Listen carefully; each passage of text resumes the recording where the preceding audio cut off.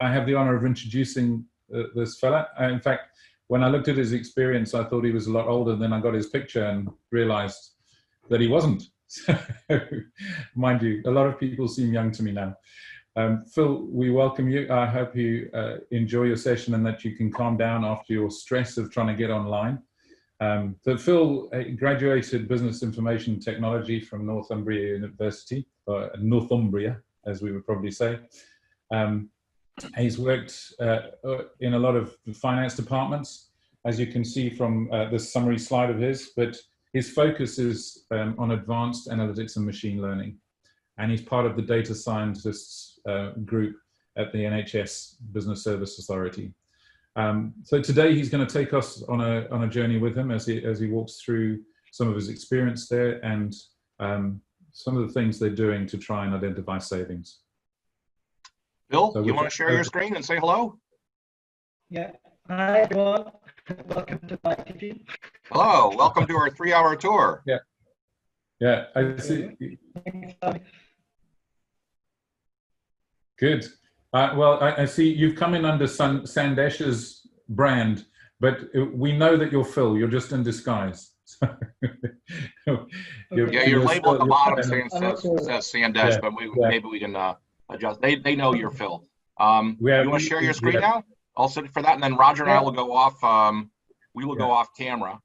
And you can start. Enjoy yourself and shout if you need any help. Yes. Okay. I've just shared my screen. Are you able to see that okay? Perfectly. Yes, looks perfect, Phil. I'm going to go on mute until it's we need to interrupt or anything. Good luck. Thank you. Thank you. Okay. So hey everyone, my name is Phil Godfrey and I'm a data scientist at the NHS Business Services Authority. Today I'm going to talk you through a little bit about our data analytics learning lab. So how we were created. Since then, I'll give you a flavour of the team, what the makeup of the team is and our skills, and then give you an idea of some of the work we've undertaken, which utilises machine learning to derive insight from our data.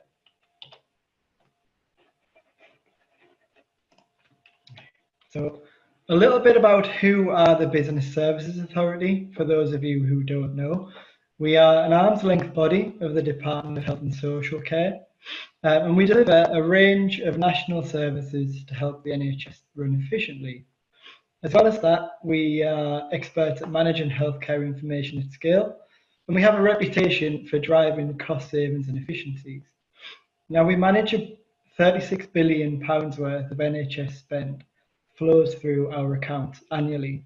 And you can imagine with that volume of transactional data, there's a lot of data that underpins that. And we use that data and insight to add value to the wider NHS and the healthcare system. But our main purpose is to be a catalyst for better health. So if we wind the clock back to 2014, given the value that flows through our system, we were asked to collaborate to try and deliver £1 billion worth of annual recurring savings by March 2018. The issue was that our business is set up in order to do a lot of back office work and not necessarily analytics. So the issue we had originally was everything sits in production systems, which are old legacy systems, which are nearing capacity and end of life. So what we needed technology to allow us to bring all this data into one place. We needed the technology to allow us to mine this data without impacting the production systems. That was a key point. And we also needed a team of people who could look after that data, do the hard sums, and then present the findings back to the business. The outcome was the creation of our data lab, of which I'm part of. We're made up of a dedicated team of data scientists and statisticians. I'll go on to the team makeup in a little bit more detail in the coming slides, but a few key milestones for us. In the past 5 years, we've identified over £1.6 billion worth of potential savings identified. Completed over 400 projects. As you can imagine, the team's changed quite a lot in 5 or 6 years from the creation of the data lab. We've strengthened as we've gone on and we've grown as a team. And as well as that, we're an award-winning team, which we're very proud of. So in the beginning, the technology was, we began with Oracle Exadata as the main storage component, with advanced analytics on top. So I touched on earlier the fact that we have a lot of data that sits behind the scenes in our organization. So we needed the tech in order to bring all these data sets into one place. Security is a big point as well, because a lot of the data we deal with is either patient identifiable or it's got sensitive information like names, addresses. So we needed one set of security principles to underpin all of this. We also needed to be able to mine this data in one environment. And the Oracle Advanced Analytics had the inbuilt machine learning algorithms, which we could utilize and drag and drop, which is very straightforward to use. We had existing Oracle database experience within the organization, so that was a big plus point for us. The kit itself was intuitive to use, and there were a number of courses and support available to us. And where we are now, in May 2020, we moved away from on-premise to the cloud. And there were a number of key benefits as to why we would want to do this. As I mentioned, we've got a number of data sets, and these data sets keep on growing as new services come online. So that need for additional storage is there to be able to onboard these new data sets. As well as the new data sets, we also need additional memory and CPU in order to mine this data effectively. So as we've grown, we're kind of using more and more advanced analytics. So we're using more of the machine learning, kind of in the machine learning space now, which, as you well know, is very much CPU and memory intensive. And the other benefit is the flexible cloud scaling. This one we're still figuring out at the moment of how best we're going to use this. But in principle, what it should mean is that we can scale services back where we don't need to use it as much, and we can use those credits elsewhere. Or if we're going to utilize it to run a particularly heavy hitting query, we can scale up and use those credits that way. In theory, what it should do is make us more productive and more efficient going forward. So the DAL itself is a sandpit environment, as I mentioned before. So it's totally separate from all the production systems, which is what we need, because we need to be able to interrogate the data and not worry about turning the lights off a production system. There's various data sets feed in to here from all across the organization. I won't go through all of these, but we have help with health cost data, which could be maternity exemption or medical exemption data. We've got overseas health, so European health insurance cards. The primary care prescriptions data is also in there. And we've got dental data in there as well. Now, originally, all of these data sets would move into our data lab. That was up until the production of our data warehouse. Now, the data warehouse actually makes my life as a data scientist so much easier, because a lot of the pre-processing work that we would have to do is now done upon ETL loads and transformations in the warehouse. So what that allows me to do is a lot of the pre-processing stuff I was doing before, and now it frees me up to do the type of analytics work that I want to do and I need to do, and I can do it much quicker. As well as that, we have some external data sets that we load in, including PDS and ONS data. That all outputs to various reports, data, and dashboards, and I'll take you through some of those examples going forward. So our data lab itself, as I mentioned before, is a sandpit environment. We utilize Oracle machine learning. Because all the data is in one place, it allows us to join these data sets together as and when appropriate to do so. And we do have a dedicated team of data scientists. So the graphic on the right-hand side is quite an interesting one. I'll point out now, although that person looks a little bit like me, it's not me.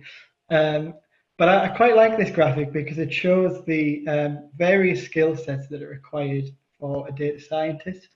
And the way we view data science within the team is we view it as a collective. So it's very difficult to find people with all of these skills all in one go. So I see myself more in the top right-hand side initially in the programming and database skills, given my background in systems development. But we have other members of the team who come from a purely stats background, so very much maths and stats based. We have other members of the team who have a research background or have come from PhDs, or even the pharmaceutical world. So overall, as a team, we feel that we have the data science skills as a collective, and it's very much a collaborative working environment, which I think works really well for us. So the aim for us is to be at the forefront of delivering new insights from data that improve patient and customer outcomes and reduce loss in the system. A little bit about how we work. So we need to be flexible and to respond to the needs of our customers. Now, anyone from the NHS BSA or the wider NHS can contact us for help. But I think the key point that I want to get across here is that we place the business at the heart of what we do. And what that means is every piece of analytics we look to do either answers a question or a business problem and makes it relatable. So we don't just do analysis for the sake of it. The way we do this is via a problem definition. So what that involves is we scope out with the customers. It clearly defines the problem that they have, agrees outcomes and discusses the types of analytics we might look to conduct. We then go away and get the data if we don't have it already, or we'll look to get the data we have refreshed should we need to. We'll then go away and do the analytics. And it's at this point that it will get peer reviewed by the team. As well as that, we move on to the production of the insights. And it's at this point where the insights are really interesting because there's sometimes an insight report, there might be a dashboard, there might be a forecasting tool. There's various range and types of things that we do. But the real key here is having that business involvement because it helps take those actions forward into realizing those outcomes. If it wasn't for that, then it would just be me doing some work and proposing some recommendations that wouldn't go anywhere. So we follow the industry standard methodology of the CRISP-DM method, which is the cross-industry standard process for data mining. And all the requests are accessed and logged within a tracker. And we currently use Jira to do this, which we find works quite well. So that's kind of a flavor of how we work. So what have we used the data lab for? We use it for various reasons. Sometimes it's for operational improvements or improving patient care. Other times it could be identifying potential loss in the system, or it could be as simple as insight. You know, we get some customers who they might be part of a new system and they don't know much about the data, so they ask us, you know, what can you tell us about our data? Can we understand it a bit more? You know, even doing something as some descriptive stats or some anomaly detection can really take you a good way to understanding about your service. And one key point not to overlook is the driving up of data quality. So you could have the best data science pipeline in the world, but if there's data quality issues, then what you output isn't going to be as good as it could have been. So we use this opportunity to relay any data quality issues we might come across as well. We've learned a lot along the way, as you can imagine, over 5 or 6 years' time. We've learned a lot about IG and security. Communication and engagement is key for us. Not only is that generating ideas with the wider business, but also understanding how we can create those actions to actually realize that change to the wider NHS. So now I'll take you through 4 case studies of where we've utilized machine learning to better understand our data and drive insights.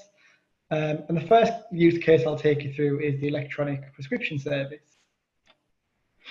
The electronic prescription service was live in 2009, and traditionally there was 2 routes to how your prescriptions can be processed, either in a paper format or electronically. Now, EPS has many benefits, and it removes the need for the middleman. So essentially, the electronic prescription is sent from the GP to a pharmacy for dispensing to the patient, and then from the pharmacy to ourselves for payment and reimbursement. So we were asked, the NHS BSA had a target to get an electronic prescribing rate of 72% by March 2019 in order to realise a number of operational savings. Those operational savings were the cost associated to it and the reduction in environmental impact associated with creating, processing and storing paper prescriptions.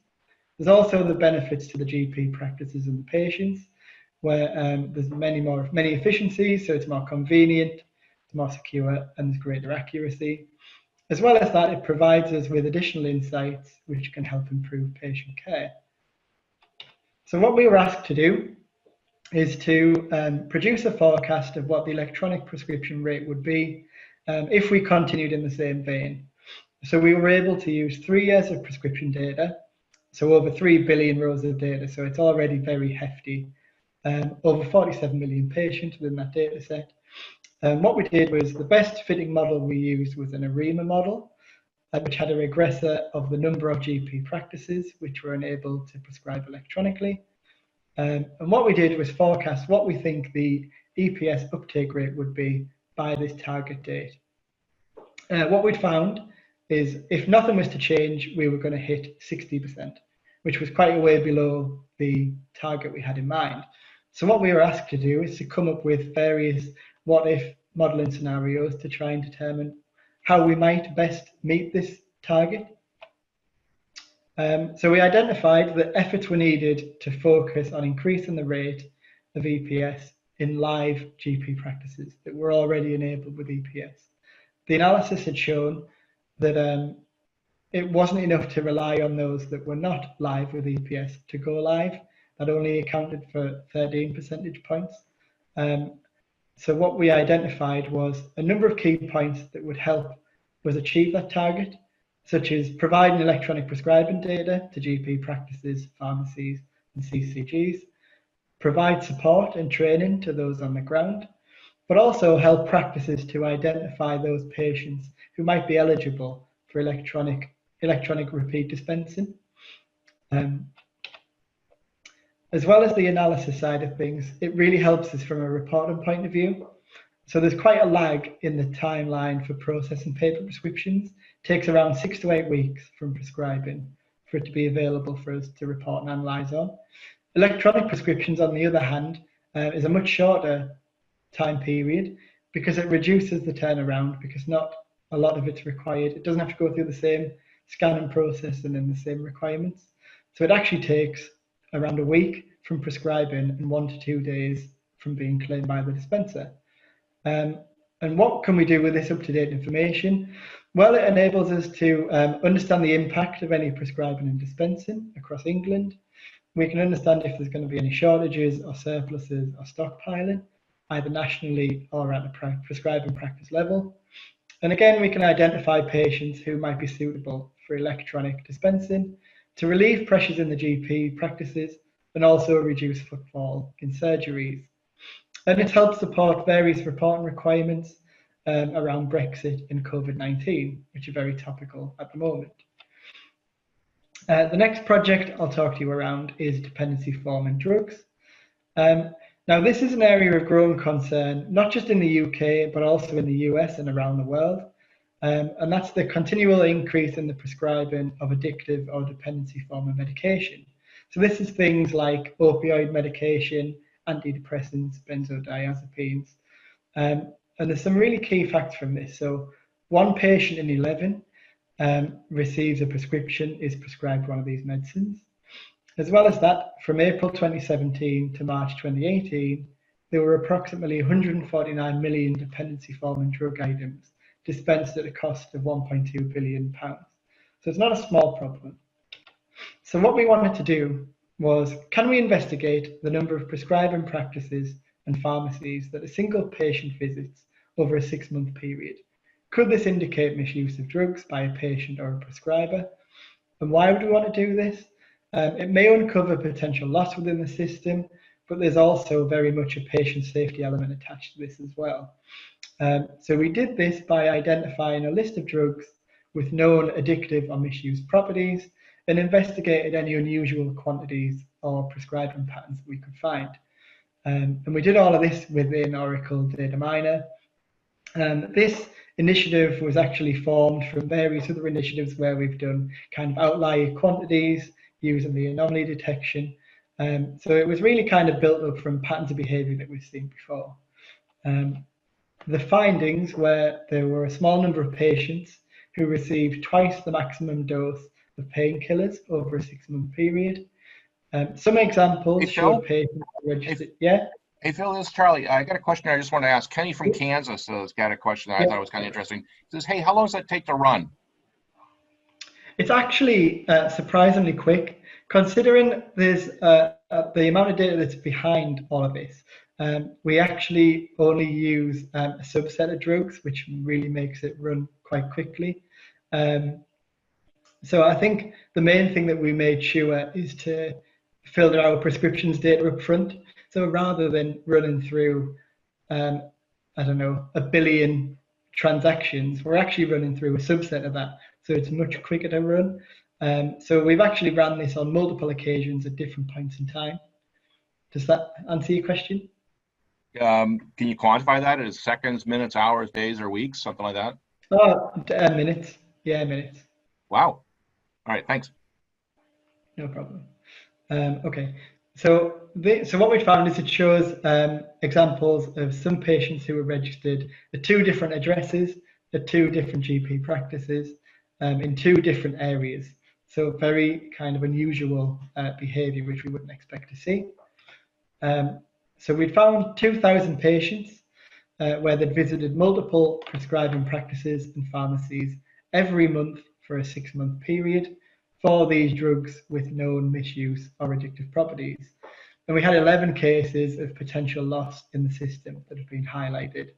So these have been kind of escalated on to NHS England fraud teams for further investigation.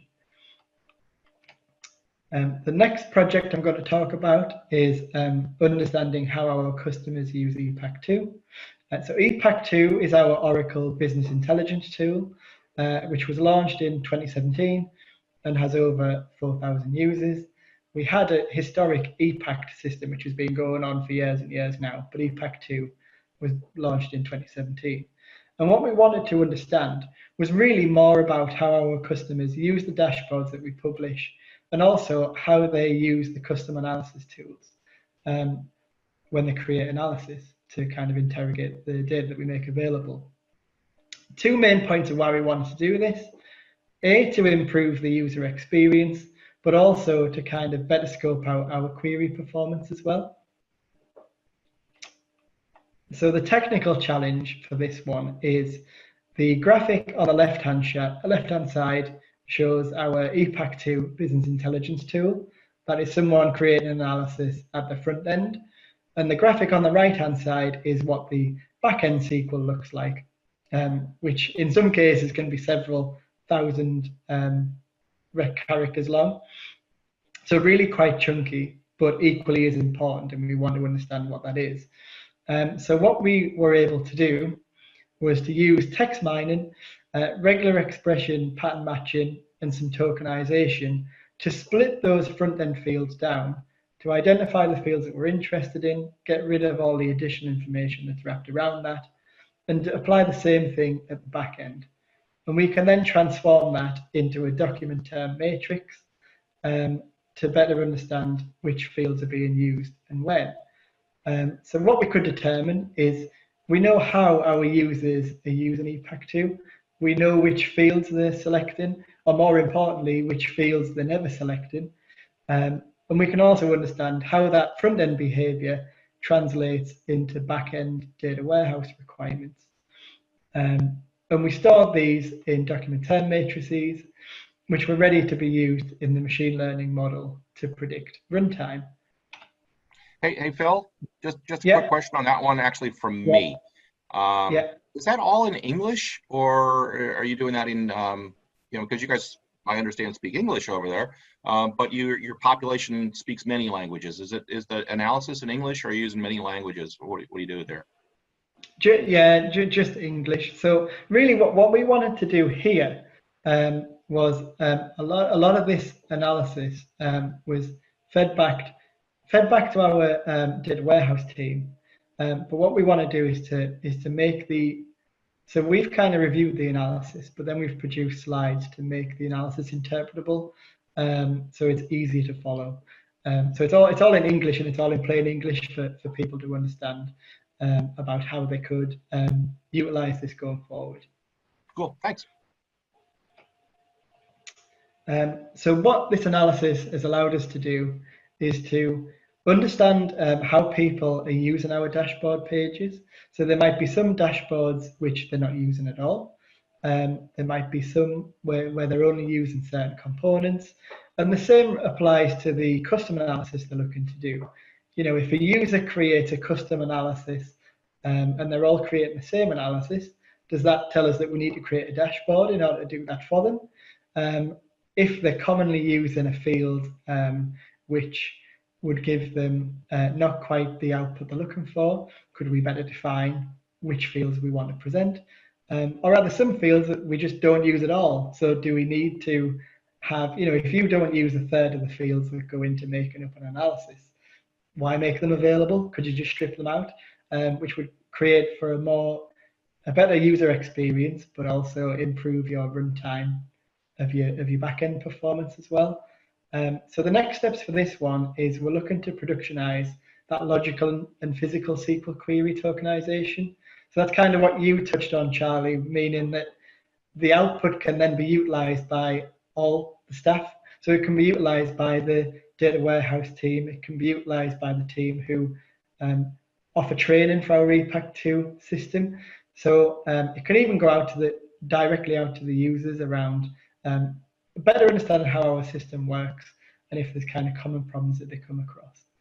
And we also want to undertake some additional work with the document term matrix output to generate further insights. So whether that's going out to customer research to understand how our users want to use the system, and so on and so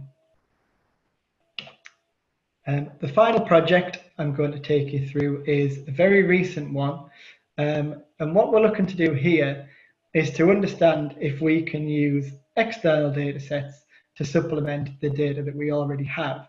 So could we look into bringing pollution data, pollen data, and climate data together with our own prescribing data to provide further insights?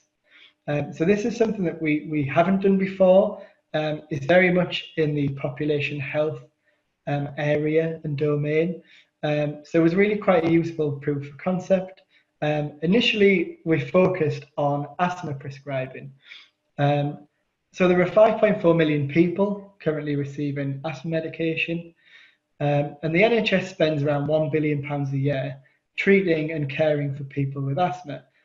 So we've embarked on a programme to understand how we can use our data to improve population health outcomes. So asthma is the example that we're running with for now, but that's not to say that we couldn't use the same approach for a range of other areas of interest. This one is a kind of a proof of concept of what is possible and seeing if we can push those boundaries of deriving greater insight from external data sets as well. So the asthma profile that we've produced cross-references our prescribing data against environmental factors such as pollen counts, pollution levels, and climate to provide further insights into what other triggers may be influencing that asthma prescribing. So if you consider the additional information, it'll be able to identify which particular pollution, which particular pollen, or which particular climate-related factor coincided with the worsening of a person's asthma. Eventually, the hope is that something like this could help lead to prevention through clearer identification of an individual's own triggers.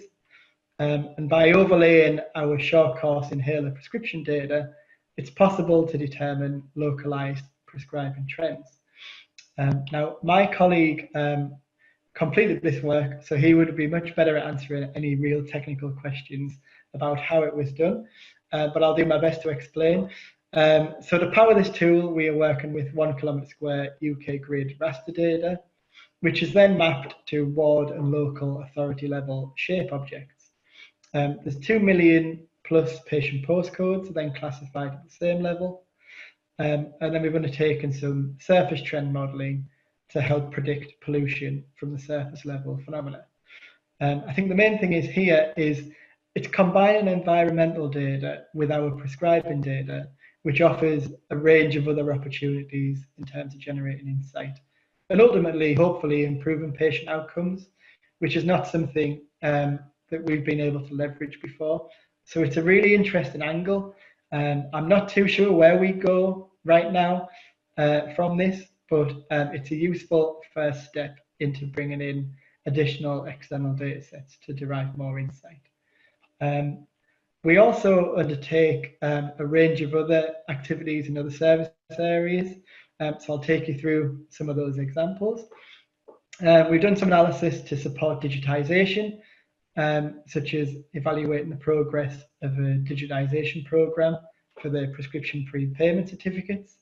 We've done text analytics work on customer feedback surveys.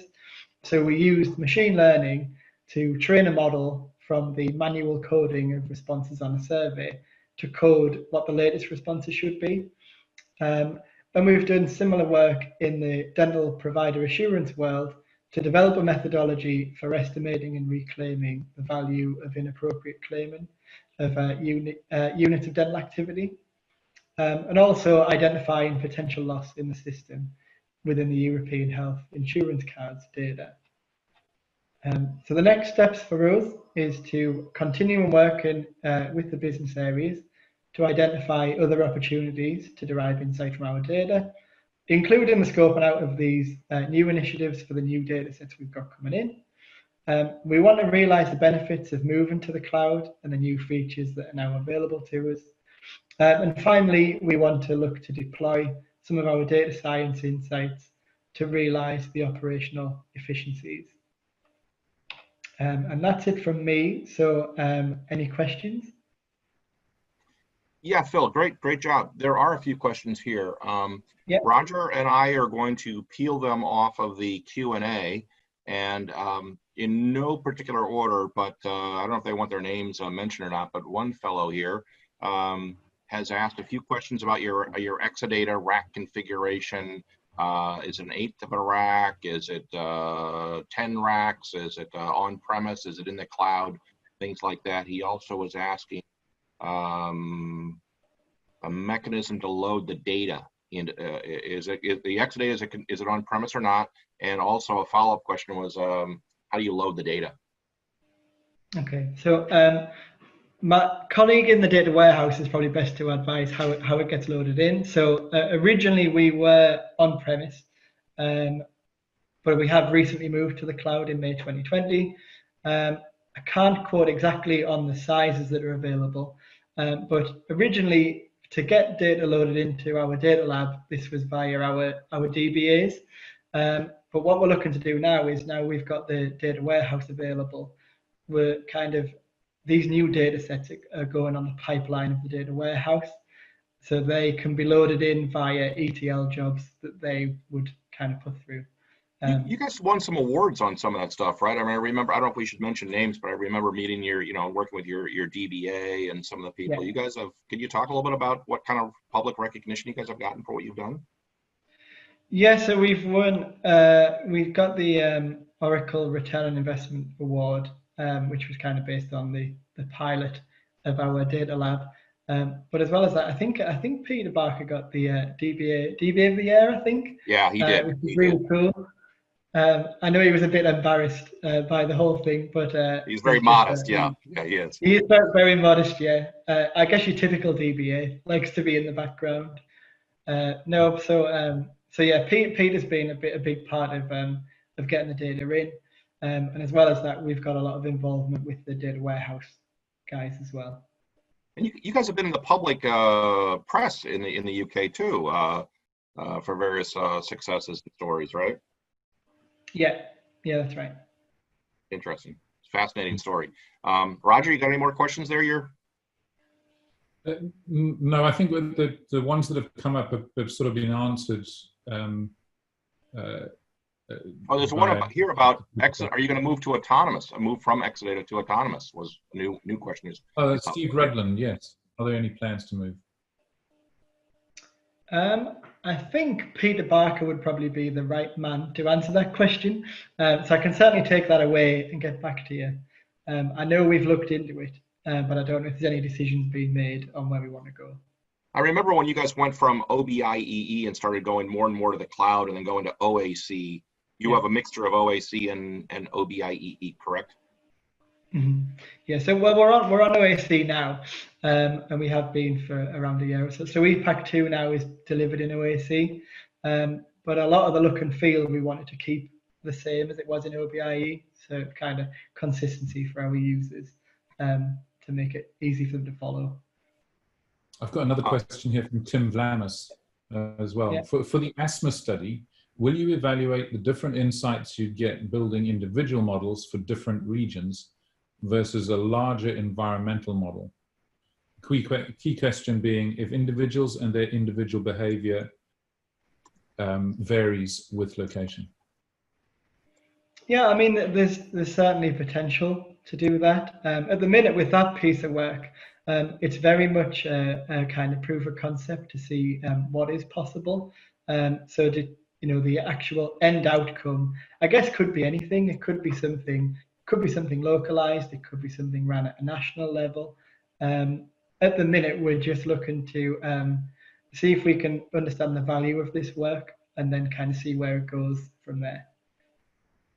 There's a comment here. I don't know if we should be mentioning people's names or not, but there's a fellow who says he lives just down the road from you somewhere, and he says it would be great to catch up. Which I was going to say, the Slack channel that we have, and we'll cover that a little bit at the break. We're coming up on the break now, so Roger and I are going to entertain you with some trivia questions and some more information and things like that.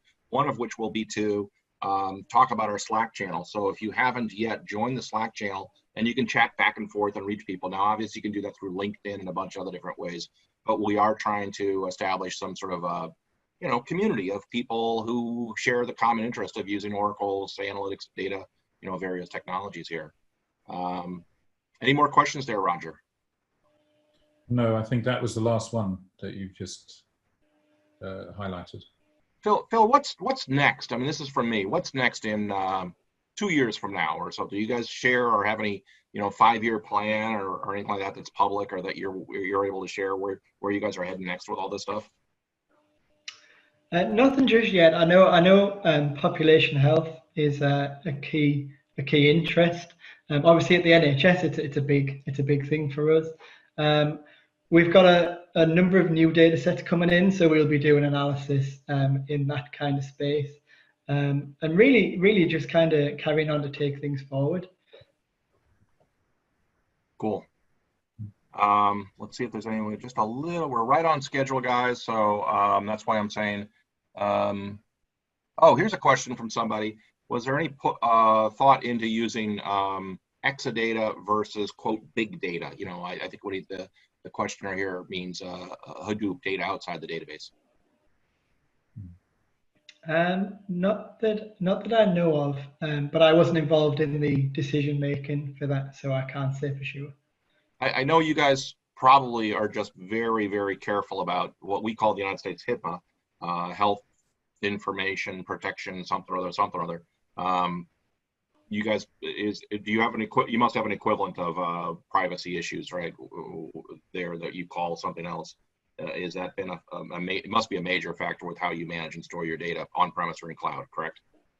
Yeah, definitely. And like I said, for the original data lab, we had a key set of security principles, and that hasn't changed. So the data we still deal with is still sensitive. It's still got personal information in there. So we need to be extra careful with, and that kind of comes into the decision of where the data is stored as well. So it's all considered.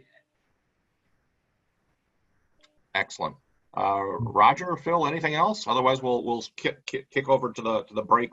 Some additional information, some trivia questions, some fun, and we'll pick up the next speaker, whom I will introduce at 11 o'clock Eastern Time. Barry Starkey from Northgate. He's going to have a wonderful story, also a very live demo of using the autonomous database and Oracle machine learning. Very good, very interesting. So before we transition, Roger or Phil, anything else that we skipped or missed? I guess one small point of interest is my company Cubix actually in the UK. I've done quite a lot of work with NHS Gloucester, And in fact, they were building a proof of concept around trying to understand attendance based on historical data of various areas. Do you guys have anything to do with that? It almost seems like you're the central bunch. Do you get involved with individual trusts as well? How does that operate? I know we have done little bits of work with individual trusts in the past, and I think we can do that in the future. But primarily for us, it's mainly focused around primary care prescriptions. So the attendance that I think you were talking about there is that more secondary care? Yes. Yeah. Okay, then I guess we'll thank you very much, Phil. Excellent presentation as always. Thank you. Are you going to be sticking around or to answer any questions on Slack, or are you going to be going back to work, or I guess it's kind of later in the day there for you? Yeah, I've got a little bit more time, so I'll stay on for a short while. All right, super. Thank you very much.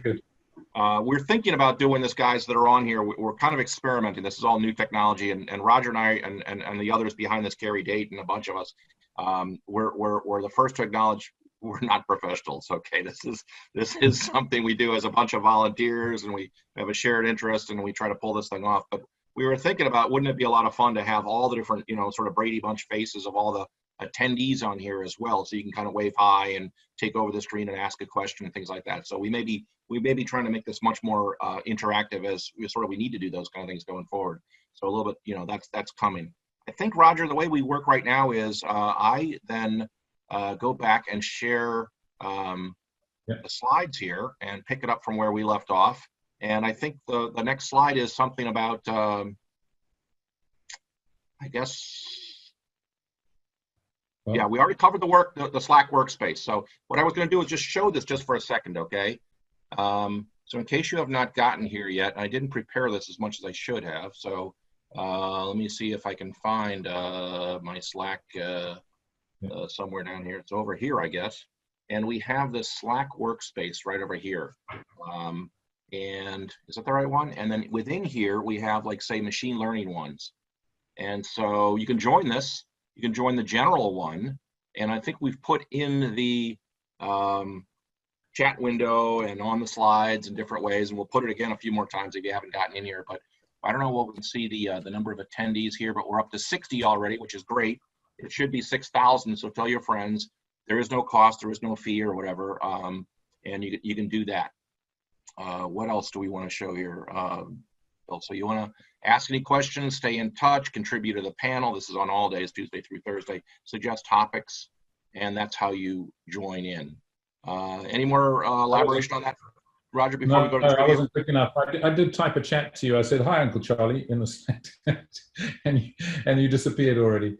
So, no, I do think it also could be interesting. I mean, obviously the Slack channel, maybe you've got it planned for a bit later. I can't remember our order, but yeah, we got a little bit of some trivia questions later on, but yeah. I was thinking of maybe looking at the TechCast page where the let's go over there. Things are. So let's go over to here, the TechCast page, and so you can stay updated on your TechCast, which subscribes you to our newsletter. This is our TechCast days right here. And we have a number of them. We've all submitted and sometimes had accepted talks, but we encourage everyone out there. I don't know, there were over 300 people or 400 people that signed up for this whole thing. All of you guys, our philosophy is all of you guys know information, you have skills, you know knowledge about how to use the Oracle technology and such.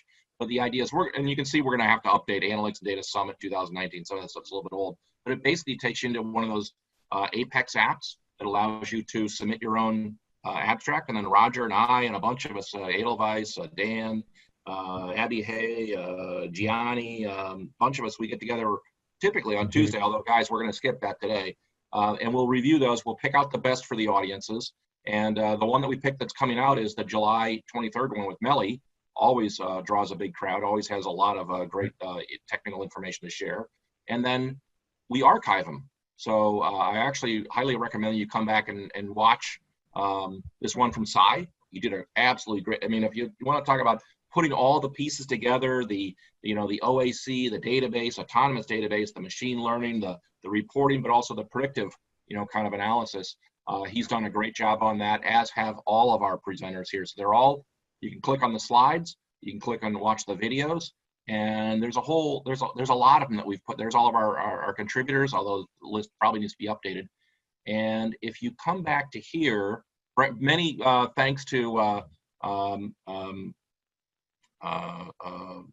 Brandon, I'm getting my Brandon's mixed up here, who does all of the website information for us. All this is done by an army of volunteers, and Brandon does all that work for us. He does an absolute great job. But also just by Brandon's 2 armies. Yeah. And also the if you come down to here, this is just growing more stuff here. You can join the community free, but here's all the YouTube things that we were talking about. I think that Roger, this is where you wanted me to go, right? Yeah, it is. Yeah, just so. But the nice thing about this is that most of them are between half an hour and 45 minutes max. So you can get a good flavor of how people are doing things differently in different industries. And you can have it sort of going on the background, so you can get a dump of information, but it's a snippet, so it's a quick way of getting an understanding of something. And sometimes just being able to see how people do things differently gives you inspiration for your own situation. So I really heartily recommend that. Yeah, that's great. Thank you. Let's go back and see if we have any time for any kind of quick fun here. Let's see, there was Phil. That was a lot of fun. So just to kill the time, we got 5 minutes. Hopefully Barry's logged on and just about ready to go. Barry, are you there? I assume so. Yeah, I'm here, Charlie. All right, 5 minutes of fun, and then we're going to turn it over to you. All right, here's our first. This is supposed to be fun, guys. It's supposed to be fun. What software and licenses are required to run Oracle Machine Learning? So now what happens is, I think if our able-bodied Carrie, yes, she's doing it. You are now you have a questionnaire that's popped up, and you get to vote on that. The reason I asked this, you'll find out later on. But I got to think about this myself. Now I think you can do multiple votes, I think is what we did here, but I really can't remember, because like I said many times, we are not professionals, definitely not professionals running this whole thing. But I'm going to click on my own. I guess I don't get to vote. I get to kind of watch this thing. So we're going to give it a little bit, give it about a minute here. So you got 20 more seconds to vote. Cast your votes, and we'll see what happens. I don't know if you guys see the updates in real time. Roger, are you seeing the updates in real time? I'm not. Okay, I guess I get to somehow see them in real time. Some people are getting it wrong. I can see it in real time, Charlie. I can see it. Yep, absolutely. I can see it in real time. It's looking really good. All right, the polls are closing. Get some more votes in there. Polls are closing. Okay, we're going to just stop it right now, I think, Carrie. All I do is just end polling is what I do, or you just did it. Share results. Oh, now I see it. Yeah. Oh, let's see. Share results. Are you sharing the results, Carrie? Well, it disappeared again. I just did it. Okay. Oh, wait. Sure. I think sorry, we're both you did clicking. it again. Okay, I will not click any longer. You go ahead and do it. Sorry. Like I said, Carrie is actually a professional, but the rest of us are not. I should clarify that. Are you seeing what's on the screen now, guys? Yes. Yeah, it's up. So I actually asked this question. It's kind of a trick question. You just need a database, right? A valid autonomous or Oracle database. There are actually 2 different versions. The answers are correct. And in fact, the one at the top, 23% of you guys got it wrong. It used to be a priced option. Oracle Advanced Analytics was what the name of it was. Remember that for a follow-on question. But as of December 5th, 2019, it was deemed to be, along with Spatial and Graph, Oracle Advanced Analytics, Oracle Spatial and Graph, were deemed to be made, no license required. In other words, they were added features to the Oracle database, which to me is just really moves the needle. Like every one of you that are on the call right now that have an Oracle database, Enterprise Edition, SE2, or Autonomous, you can use this at no additional cost. It's no license required. It's a free feature. So there were actually, as a trick question, there's 2 correct answers. The autonomous database, comes with machine learning. You'll see Barry Starkey talk about that in about 2 more minutes. And then also, if you're on premises, you can use the R integration with Oracle R, Oracle Machine Learning for R, and you can use Oracle Data Miner, the drag and drop GUI. But that is just now it's called Oracle Machine Learning wherever you use it. Oracle Machine Learning is the new name, and that is just part of every Oracle database, Enterprise Edition, SE2, and Autonomous. So some trick question there, but most of you guys got it right. Now, Carrie, do I just close down this window, I assume? And yep. Let's see if there's another question. I think you have time for one more. Okay, one more. All right, very good. Thank you. Okay, well, we're on a 3-hour tour, right? 3-hour tour. I don't know how many people, remember the show. I think it was out last year, probably, as one of the new shows. But so who are these guys? Is there a poll for this one? It's kind of a tough one. This is one of our harder ones. Now, I am told that some of the questions on here don't make any sense at all to most people who live normal lives. So I know my twins would probably pick Pitbull and Rihanna. That would probably be their guess. I'm not sure that's what I would guess. We'll give it just a few more seconds here.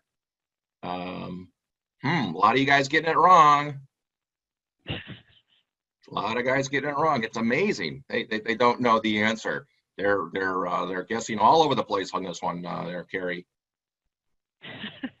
I'm curious to know how many people know who Itchy and Scratchy are. Are they on this? Or maybe this is Itchy and Scratchy. I don't know.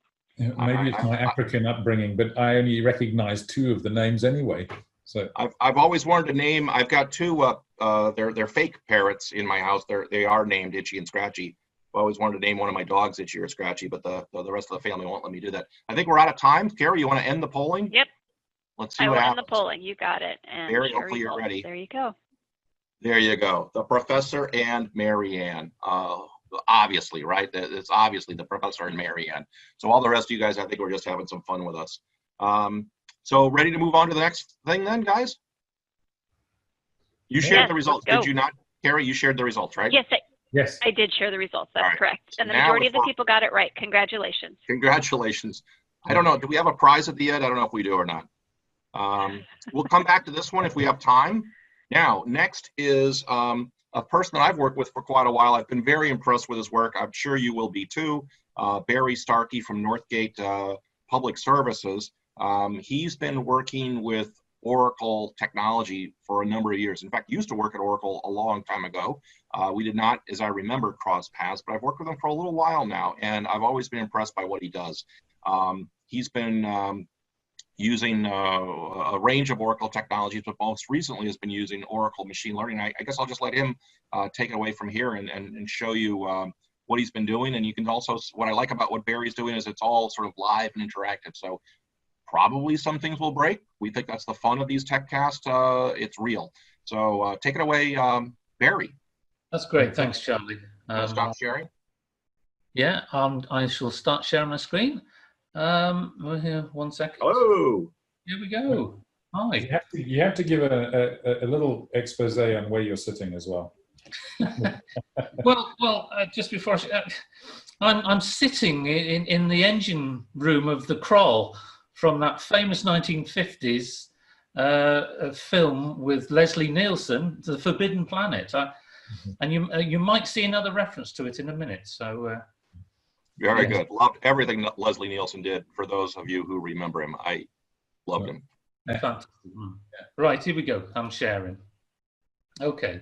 Hopefully you can all see my screen. Yeah, okay. Looks perfect. Right. When I was asked to do this, I decided that I wanted to show how we can use the autonomous data warehouse and cloud and the analytics cloud and basically my journey from SQL developer, data miner through to that, just as this slide suggests. And I thought I'd do it by creating one model. The model I'm going to show you is all about, will the tenant pay next month's rent? this is just one of the many models I've designed, and I'm only showing you the very start of the process of this. This isn't the finished. This will not be the finished model, but I'm going to show you how we can use the Oracle tools to get a better idea of how the model works and how to design the model and get there quickly. So if you imagine you're looking after 30,000 properties, and you haven't got a lot of money to run your teams, you need to find the tenants that are going to be struggling in the coming months, and you need to find them in amongst those 30,000. We can't afford to phone every single one of them. So how are we going to find the people who in 5 weeks' time are going to start getting into trouble? Well, machine learning, of course. We can, and my background has been using SQL Developer and Data Miner, and why? Because it's a point-and-click interface, as I've said. It's pretty easy to use. You don't need to know anything about the underlying code and commands that you use. So it's just a great tool. It's been there a long, long time. But if we're going to move to the cloud, we need to understand what it's generating behind the scenes. So, and Charlie wanted me to say this: the Oracle Cloud Machine Learning Zeppelin notebooks, which we're going to see in a moment. They have a brilliant example section which will help you. But I'm going to take you through my journey from the GUI in SQL Developer. So here it is. This isn't a live demo. What we're going to do, we're going to create a very simple. We're going to create a very simple binary classification. Will they pay? Won't they pay? So we need a data source. And here I've got two tables. I've got an 80-20 split. Hey, Barry? Yeah? Barry, just to clarify, will they pay within a certain window of time or something, right? Yeah, it's very specific. One of the things about classifications, you really have to be specific. And the specific question is, will they pay 4 weeks worth of their rent in 5 weeks' time? It's a very specific question. Perfect. Now, and I'm using 5 weeks because people pay at the very start of a month, and then every start of the month, or they might pay on the Monday of the start of every month. There's always a chance that we're going to sneak into 5 weeks. So that's why we're looking at 5 weeks. And I've pre-split the data into 80% and 20% because I want to make sure, and I know you can do that automatically in Data Miner, but I want to do that to make sure that there isn't any data in my holdback set, my 20%, that belongs to tenants that are in my 80% set. I have to be very careful with that. So we pick our two data sets. So what do we need to do now? Well, we need to get a model. So we're going to do a classification model. So we drop that down on the canvas, and then we connect the 80% set to the model.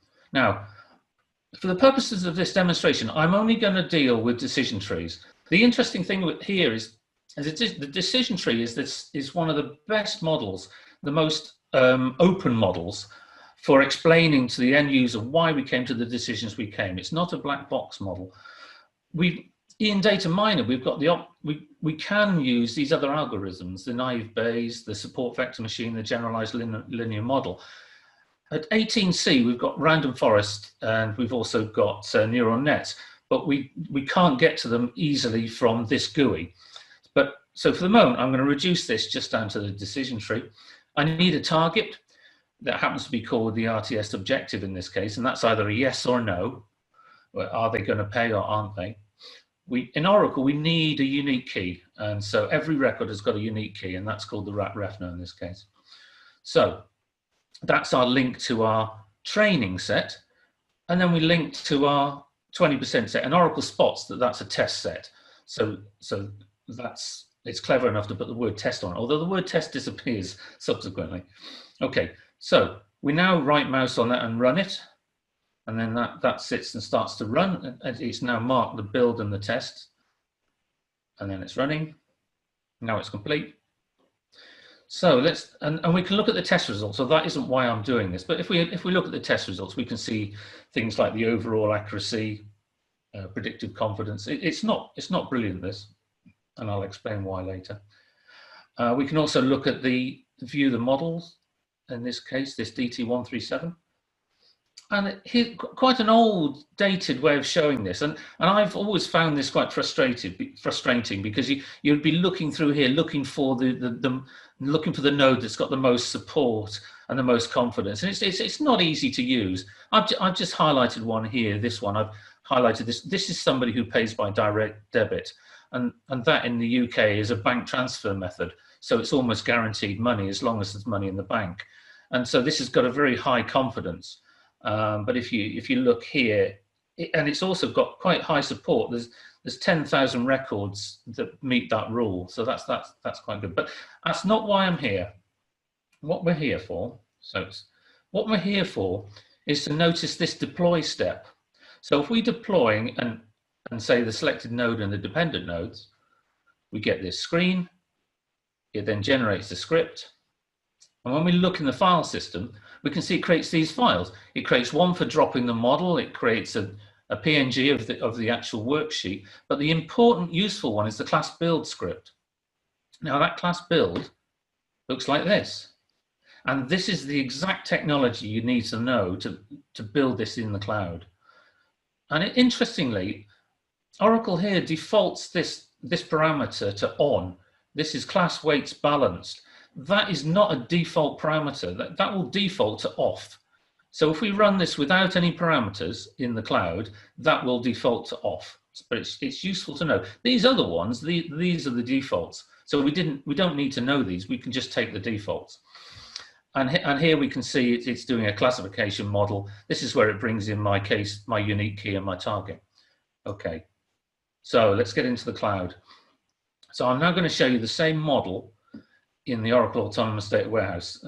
Now, honestly, when I first used an ADW database, this particular one's the base data, there's 20 million rows. And when I said select count from my table and it came back in less than a second, I was just blown away.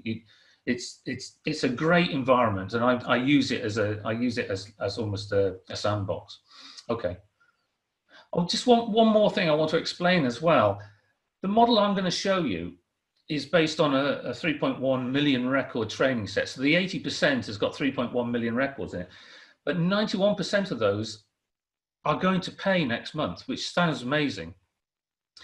And machine learning is not a science. It's an art, because that 91% of the people, so there's only 9% who won't pay. That is going to cause us bias, and so what we really want, we want low bias and low variance. We want the car to drive straight down the road, and the left-hand side of the road is the correct side to drive on, Charlie.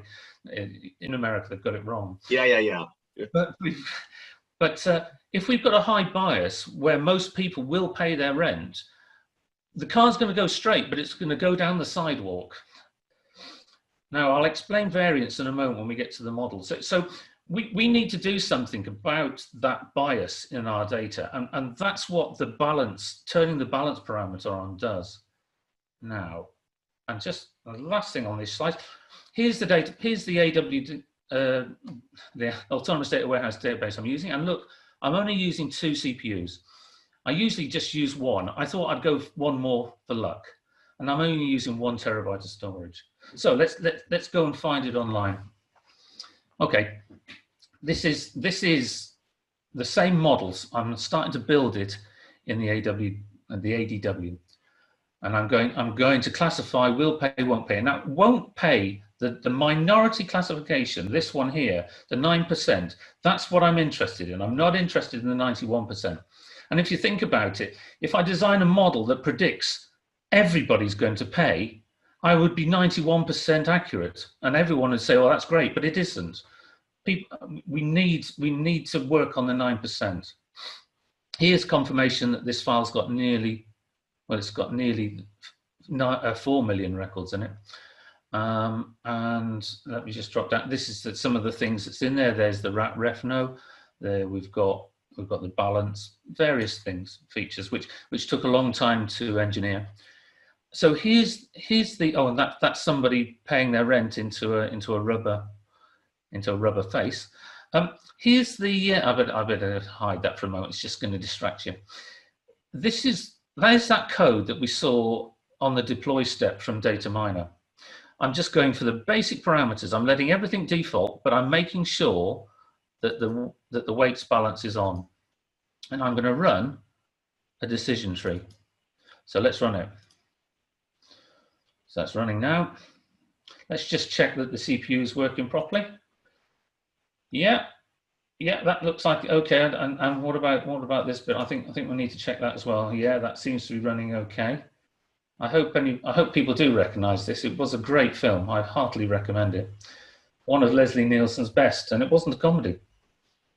Okay, so I'll just hide that a second. We're running a decision tree here, but what I also want to show you is we've moved on. 18C, we've got a random forest. So let's have a look at this one here. Exactly the same setup, but it's got one more parameter. I'm going to ask for 10 trees. A random forest is the same as a decision tree, but we have multiple trees. So here we're going to have 10. It's Oracle's first ensemble. Now, what's an ensemble? Well, if you think of a decision tree as the old parable of the blind men and the elephant, the decision tree is like having one blind man trying to work out what he's feeling. Now, that's where the variance comes in. If you've only got one person, like the decision tree, you're liable to, one feature is liable to make you think that maybe you've found a plum tree and not an elephant. So with a random forest, it's like employing a load more blind men to feel the same elephant. And at the end of the process, they all take a vote, and they're more likely to work out that they found an elephant and the variance in what they're feeling. And I'm going to run this one as well. So I'm going to run the random forest. The variance is going to be lower because they'll take a vote. Just a quick example I saw on the net. There was an example of getting pigeons to peck at pictures of a medical problem, and the pigeons were about 90% accurate on pecking the pictures with this problem. But there was one stupid pigeon. I saw that somewhere. That was great. Sorry, Charlie. I saw that same thing about the pigeons. I saw that. That was a good story. Yeah, because one of the stupid pigeons never got it right. But when they all took a vote, the accuracy was higher because the one pigeon that didn't get it, his vote wasn't counted. So that's the beauty of an ensemble. So, and you see here, both of these models, that took 43 seconds on 3 million rows. That took 39 seconds. So let me see how's the time going. Right, okay. So now we've got these two models. So we've got this rent P1, which is the decision tree, and we've got this rent P1 RF. I'm going to apply the decision tree to my 80% and my 20%. The model never saw the 20%. And I'm going to do the same. I'm not going to run all of these because you can see that runs in 1 minute 54 seconds. So I'm just going to show you what we've seen, what I've already run. What this is, it's important though to run it against the data set that the model was used against. Can you see we've got a slightly higher accuracy on the data that it saw opposed to the data that it didn't see? But we haven't got much of a drop, which suggests that the model is good at generalizing because the overall accuracy didn't drop on the data it didn't see. And when we look at the random forest, we can see the same pattern. But the random forest overall accuracy is actually lower than the decision tree. Well, that isn't strictly true, as we'll find out in a moment. Because remember, this is the overall accuracy. How many did we get right? We were expecting to get a lot of the Ys right, but the proof of the pudding is on how many of the won't pays we got right. So we can use Oracle to generate, well, in fact, I'll just quickly show you what the code behind this is. Here's the apply to the two data sets, and here's the calculation of the confusion matrix. So let's shut that down again. So here we have. So here's what we're interested in. We're interested in predicting won't pay. Now, when I've done this model before I put the balancing in, the recall was terrible, but the accuracy on will pay was really, really good. Now, we still haven't got a great precision, but we've got quite good recall here on won't pay, and that's what I was aiming at. So you can see that this is the confusion matrix for the data the model was built on. This is for the random forest. These two are the random forest. These two are the decision tree. We go down here. I've also done a rock curve. Now you can see the rock curve, the area underneath the curve. So a perfect prediction, the area under the curve would be 100%. Now this is 0.85, so it's 85%. But here we're starting to see an interesting. The random forest has done better. It's done better. The area is greater, therefore the predictability, the ability to predict is better on the random forest. Let's go down. Here's some lift. So this is the code we need to generate a lift chart. So I'm doing a compute lift on the 20% holdback and on the 80% that the model is used. So I'm comparing the lift for the two. I'm doing the same for the random forest, but I'm also doing, this is for the won't pay. These two are for the won't pay. These two are for the will pay.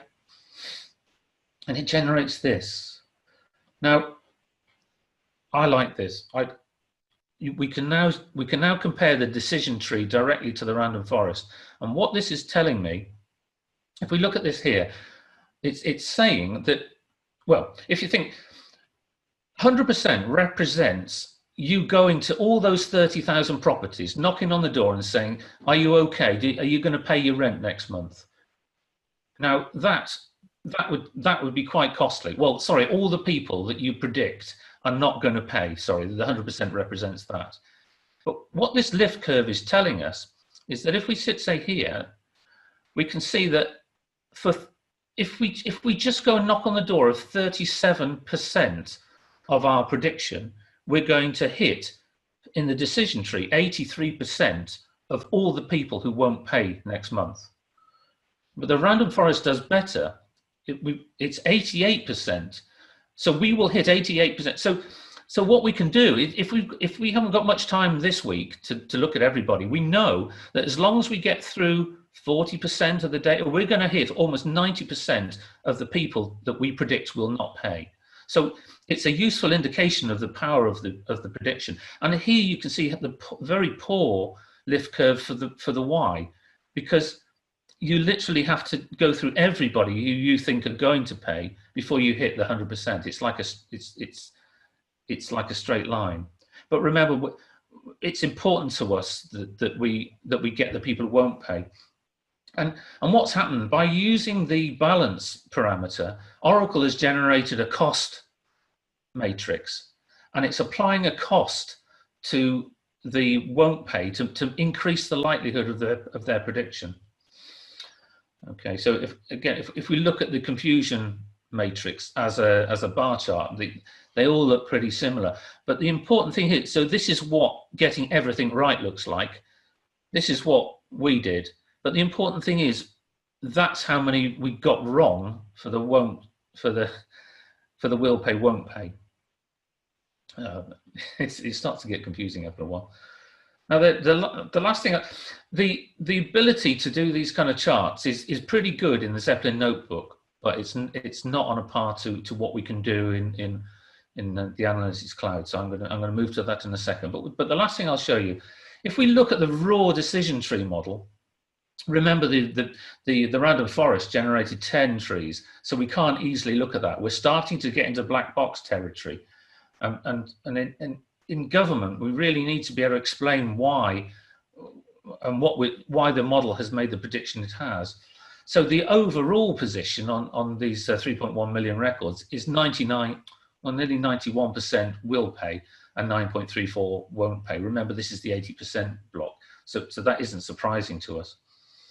I managed to generate this. I think it is quite useful to follow. The blue is the won't pay, the orange is the will pay, And we can, this bottom thing here, is, you can't see the axis, but you can when you hover over them. And you can see that the dark is, the overall height of that is the support. So that's how many records meet this rule. And the dark orange is how many got correct.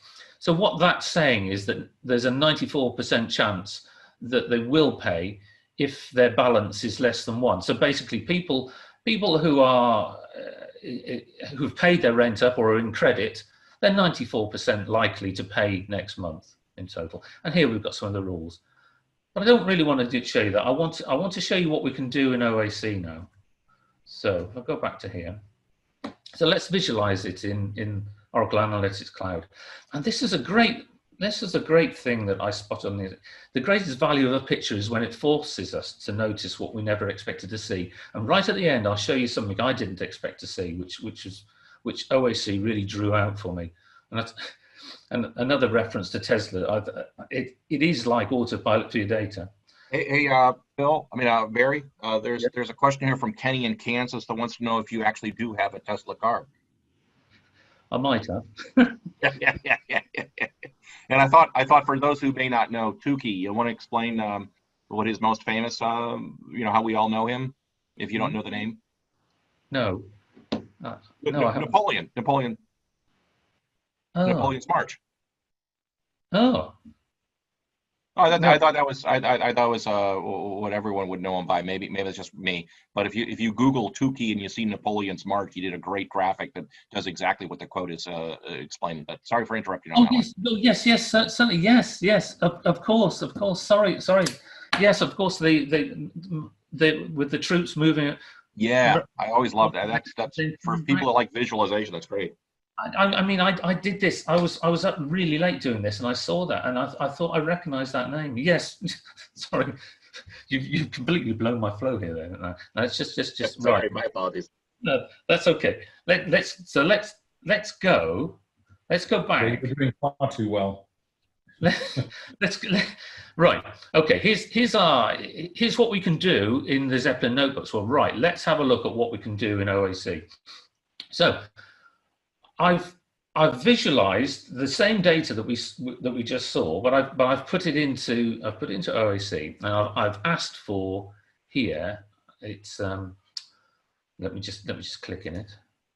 Okay, I've drawn it as a tree diagram. So this is the overall tree that you just saw in orange and blue. So let's improve it. Let's look at support. Let's size each limb by the support. And immediately we can see that there's more support for these rules here. Well, let's improve it a little bit more. Let's take the percentage, let's put that as color.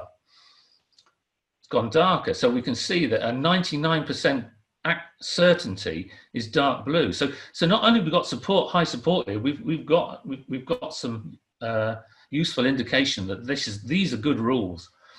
So what can we do more? Well, we can do more. Let's break this tree into yes, no. So will they pay, won't they pay? So I just trellis the column. And now I can see that there's less rules for won't pay than there are for will pay. Now I can further do things like I could do here, I could search for people who pay by bank draft. Okay, and then select all of those. And we immediately see there aren't any people in this model that won't pay, that don't pay by direct debit, if you see the negative. If you pay by direct debit, you're going to pay your rent in this model. You're going to pay your rent next month. So let's just clear that back a second. I'll just clear that, clear the filter selection. So the last thing I'll do before I just click one of these. Let's just look at ones where we're pretty certain. So let's look at ones where we're 88% certain. And now we've got something that's a bit easier to follow.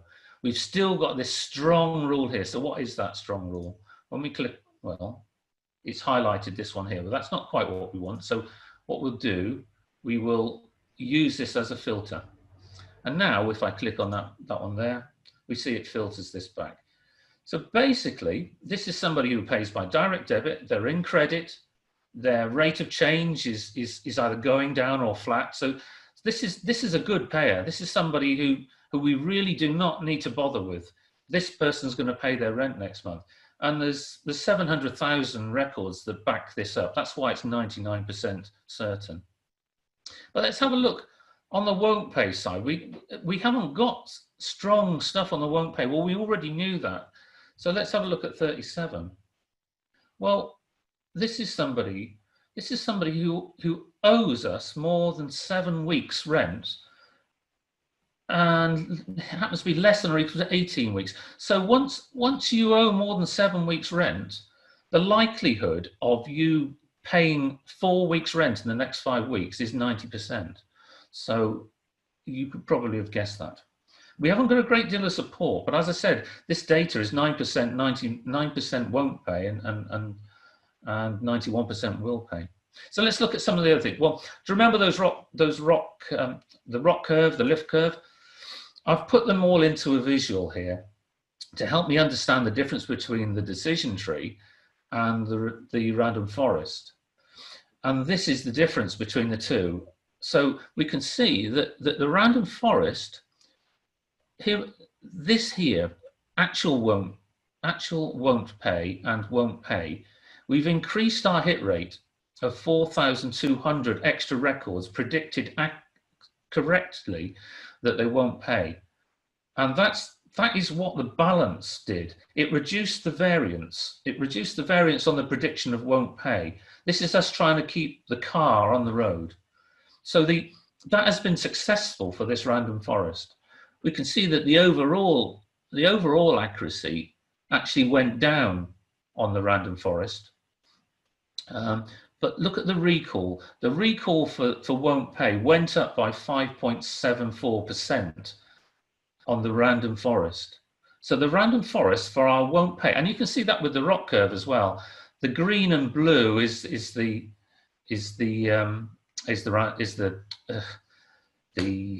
thing that isn't a random forest, the decision tree, and that's why the area underneath the random forest is greater, because it's a more accurate model.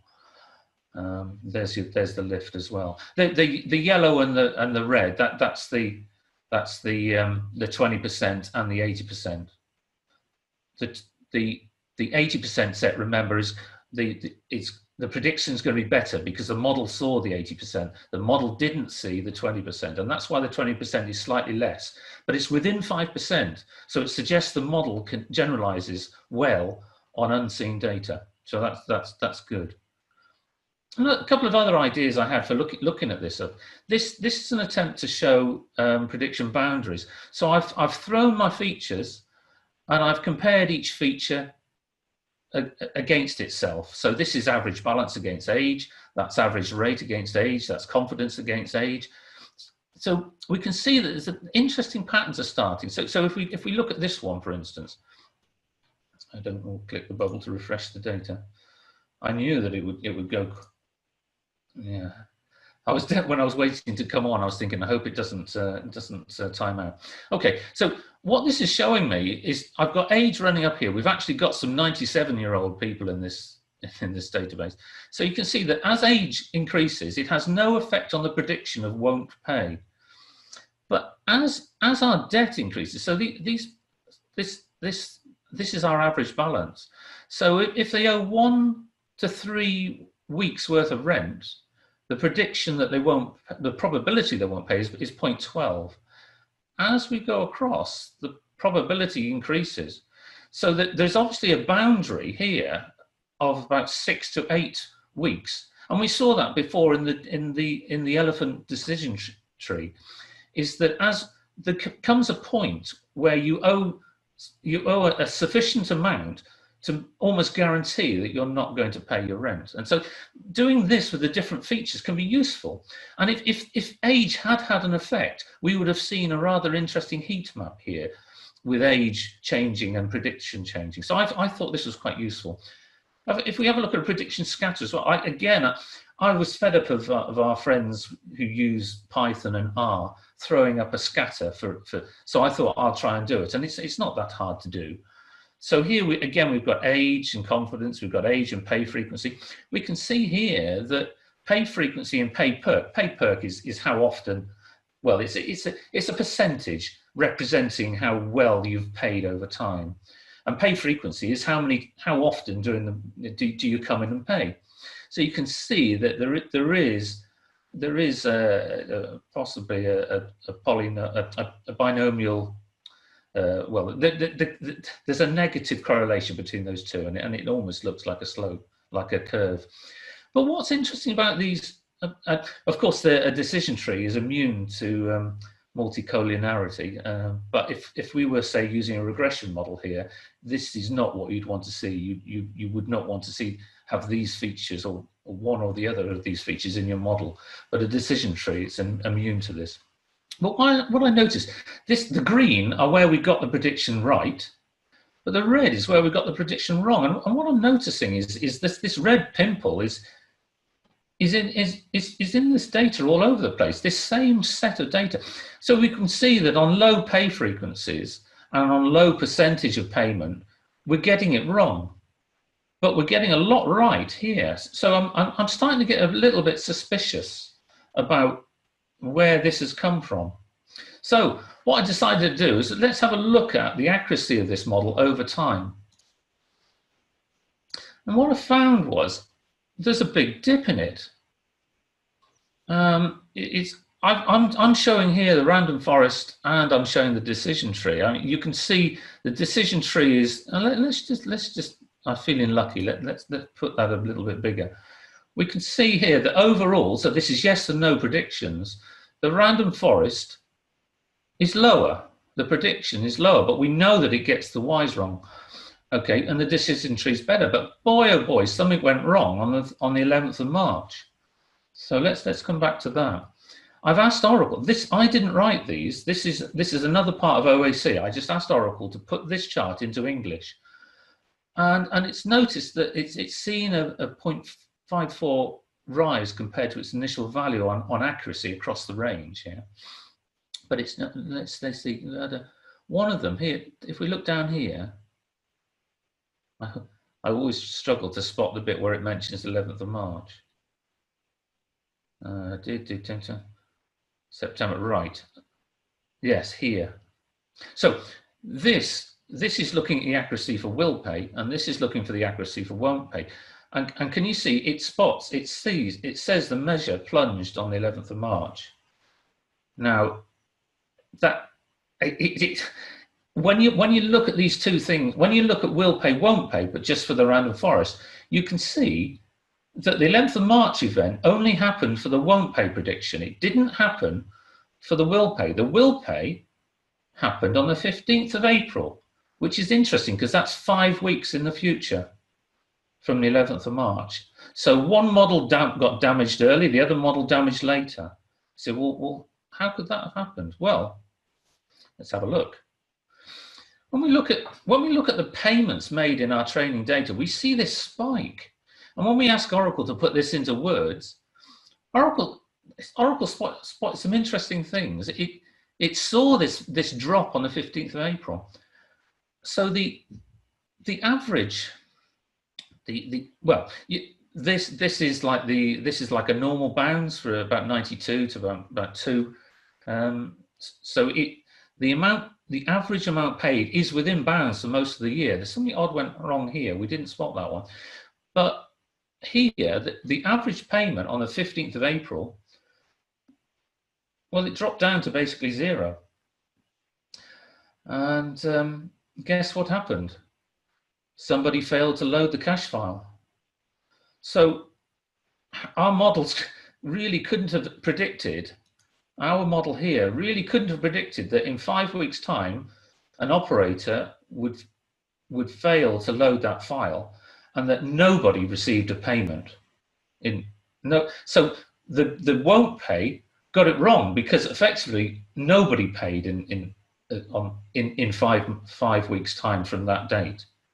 Now, there's lots of things that this is showing me. It's showing me that this range, these 5 weeks, we need to take that out of our data because it's causing that pimple in the data. It's damaging our model. Another interesting thing is that the won't pay is slowly increasing, and the will pay, the won't pay accuracy is slowly increasing, and the won't pay is slowly decreasing. And this is a measure in the UK of the effect of universal credit. There is a drop in payment, and if we look back on what happened, we can see that Oracle spots that for the 2 years that we're looking at, there's been a 15% drop compared to the start of the period in average payment, and that's an effect of universal credit. I'm confident that is. Hey Barry, could for those of us not in the UK, could you just briefly explain the universal credits concept? Universal credit is up until last year or the couple of years before, the people on benefits received, the landlord of their property received each month the money they need to pay their rent. But in the last few years, universal credit has replaced that, and the money is sent directly to the tenant. But it's also, when they claim, it can take 5 weeks for them to receive their benefits. So that it can mean that it takes a while for them to get back into the flow, also when they receive this money in 5 weeks' time, there might be other priorities. So it's been responsible for a lot of for a loss of rental income in the UK. Obviously, the data I'm showing you as well stops at June. I think we would see a far bigger difference now with the effect of COVID. Universal credit is the main factor here. And let's just go back to my slides. So that's basically it. But I said, well, what when we do have an accurate working model, and as I said, the model I've just shown you today is the start of it. It needs more work. We need to look at the costs. We need to try and get the bias to move ourselves more onto a straight road. We need to try and mitigate the variance, and maybe we may even need to engineer some more features. But when we do have that accurate model and the other models that we've done, what do we do it? Well, we surface them in our integrated housing management system, and we're bang on Apex 20.1 now. We upgraded at the start of this year.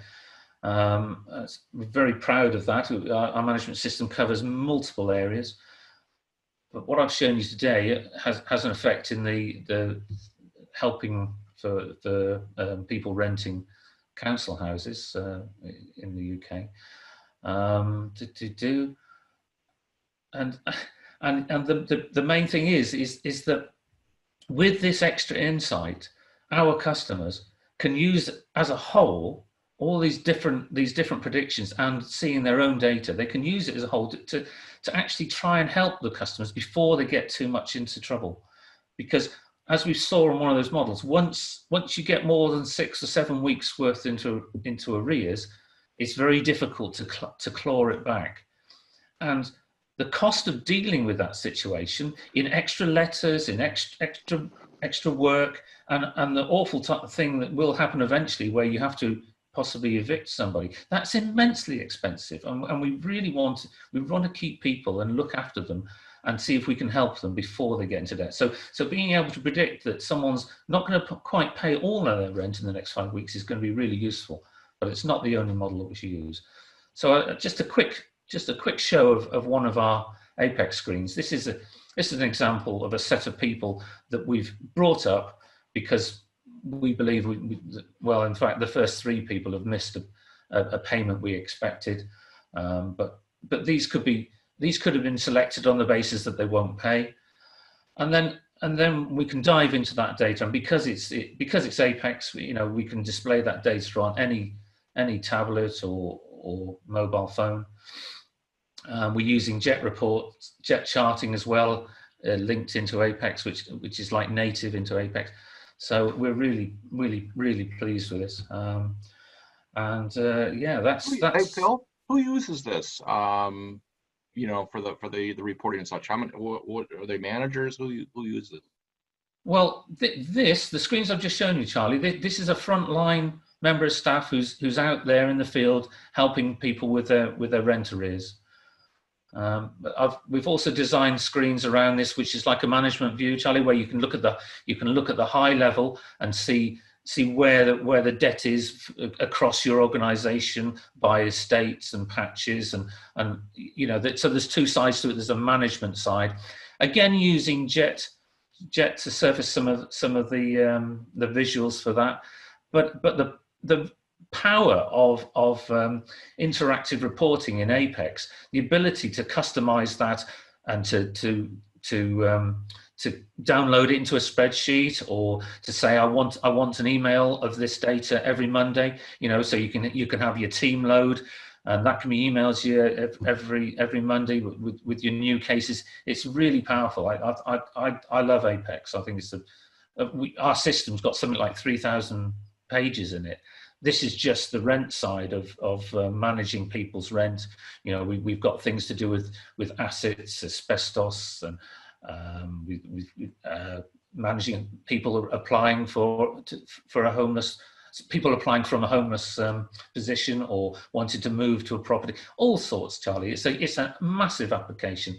We've designed it back probably 25 years ago, 30 years ago when I started here, and it's marched on from Oracle 1.1 to Oracle 3 forms, Oracle 4.5 client server forms, Oracle Forms 10, through to the early V6 Apex, and right the way through to Apex 2.1. You know, it's a really.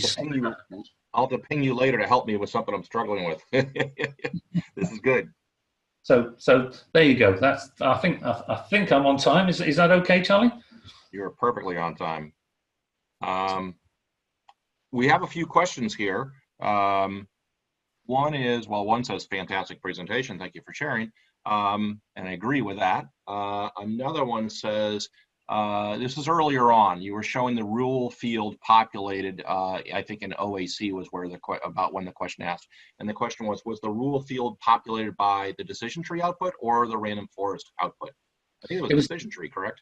It was the decision tree, yes, because it's taken me about a week or more to do this presentation, and to actually decipher and pull apart the random forest set of 10, it was just too much work.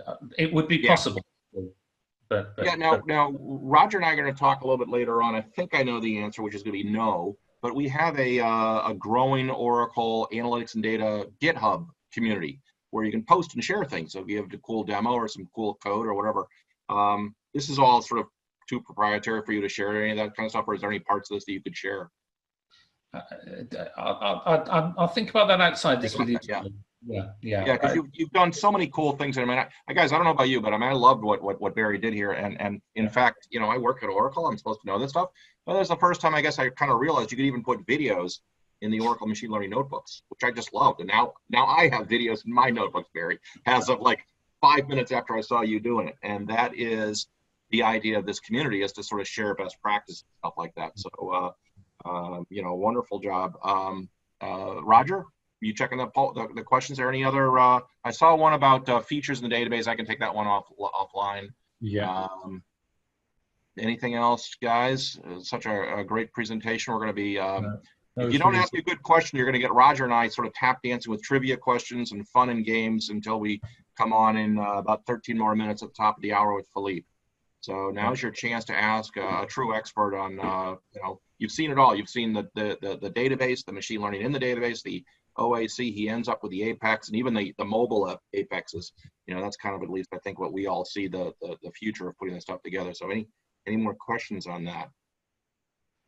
No, that was really excellent, Barry. It was interesting. I did, a long time ago, I did a lot of work with Broomley Housing Association, which I think morphed into something else after that. And actually, if we'd had some of these tools available, I think it would have made our lives a lot easier. It's fantastic. Yeah, thank you. Also, guys, just so you know, there's a bunch of us on the call here. It looks like quite a few, so that's great. Thank you. Also, the Slack channel is intended. We don't know if it's going to work, but we hope it works. So if you have any questions, I guess you could say at, you know, Barry, because he'll be in there somewhere. You could say, hey, at Barry, how do you do this, or what happens there, or whatever. So that's the whole idea of setting that thing up. I should have to log on to it. Yeah. Oh, you didn't join yet. You got to join. It's no charge. No charge. I thought I had other questions. I was logging down here, but went through it so much to absorb there. I swear I had another question for you here somewhere along the way. You say you're going to answer the neural network one later. Yeah, I mean the convolutional neural networks. No, we don't. Sort of go fish on that. We do have some stuff that's coming in our in our services, Oracle Machine Learning services that are coming out. So hopefully the end of this month we'll have a little bit more on that. More in the area of sentiment analysis. They're using the ESA models and such in there. But I liked what one of our leaders had said once, that Juan Loaiza had said that what we do is at Oracle, we do business machine learning, not all the esoteric, not that it's a bad thing to do, but we're not really good, at least at the moment, of doing all sorts of another question here as well, by the way. Yeah, facial recognition, all sorts of, image and analytics. We have some of that that's embedded in other Oracle applications, but for the end consumer, that's still something that I guess is not what we're making available today. What's the next question, Roger? Sorry, I didn't mean to hack you. Shows our great professional approach. Tim Blamis says, given the power of one variable of delayed payment, which may be obvious, does it make sense to run models eliminating that variable in order to see what else might stand out that would be predictive? Yeah, there isn't. That's a tricky question. There is a lot more to this. To be honest, I started out using unsupervised k-means clustering to drive this, and that answered a lot of these questions, and it also drove me to have to create some more features, because when the more you look, the more interesting things you find, and the crisp DM was mentioned. It's this cycle of doing one thing and then trying another thing and then cycling back and trying it again. There's lots of things that could be done. I'd like to have a go at oversampling to try and oversample the won't pays to see if that will improve. But that's a bit more of a challenge in Oracle, because you need this unique key for the record. So I could generate one. You don't have to have a unique key. It's advised to have a unique key. Yeah. It's performance kind of thing, and I run it every now and then when I do bad things. I remove the unique identifier, and it will run without it, but it's not advised. It does drive a lot of my predictions and a lot of my joins later, so it is useful to have that unique key. It's just good data, good machine learning, data hygiene kind of stuff, I think, more than anything else. It is an interesting thing. I know sometimes in this area, you look for one variable and then you say, well, if I don't have a variable, what would other variables be? And you can imagine a whole slew of them, but if you have the variable you want, you're good in so many ways, right? It would be interesting to build a model on just the won't pays and see if they broke down further. I think I would tackle it first with unsupervised, and I'd look to see. I use a PCA primary component analysis. Yeah, to work out which features were the most important for say, and try and work out what the optimum number of clusters would be on just the won't pay, and see how many sets of distinct data have I got in that one classification, and that might then give us some ideas of whether it's worthwhile doing a classification on that. So there is another feature, I think we covered it one time, but in the I think it was 18C, we added this Colbeck Liebler divergence thing. It's most easily, you can do it, guys like Barry, and I struggle with it, but I can do it, with a little bit more code typing. You can use it just purely in the code in the database and in the notebooks and such. But in the GUI, in the Oracle Data Miner GUI, when you do the attribute importance, when it asks you what's your target field, and if you say pays on time, yes or no, if you remove that and say I don't have a target field, what it does is it does a expectation maximization clustering, finding all the different variables that are used to find any kind of information gain in there. And then if you check off find dependencies for each variable that you use, each attribute that you use, it'll also find the correlation. So to the earlier question, like, could you find what other things are, you could just check that if you're using the graphical user interface, you just check that off and do that. I realize that Charlie. That's a really good tip. Thank you. I'd like to I'll have a play with that. Yeah, that's a cool feature. I mean, there's just so many directions you can go with analysis. It's hard to cover them all in the amount of time. I think we should probably start to transition over. Are there any other more questions here? There is one more, which is more sort of general, and it's Mike State is asking, is there a getting started to accomplish something like this? I assume it's several to the point of analytics, machine learning. Yeah, can I just share maybe I can just share my desktop for a minute here. I will paste this into, maybe if we have more time later on, I can cover some of this stuff, but somewhere in here, I have some slides that I'll come back to. I guess I'll just post these maybe in the Slack channel, but what is Oracle Machine Learning? It's free. What are the algorithms? There they are. I'll just post that in there, kind of a visual of what it is. And at the very end, I'll post this in the chat when Philippe starts, and in the Analytics Data Summit thing. So there's so down here is a bunch of hands-on labs and workshops, and there's a bunch of different things out there. So hopefully that. I do have to say that I remember, I think, when Barry was kind of starting out on this stuff, or at least he first came onto my radar, and I got to say he's come a long way. He fits with my example of somebody that knows the database technology really, really well, and because of that depth of knowledge and all the different things that are going on there, it's sort of easier. I'm going to say easy because you've done such a great job for him to incrementally add machine learning to his repertoire, or maybe he's always done it, but now he's doing it with Oracle, and it's impressive, the combination of all those skills. Yeah, definitely. Yeah.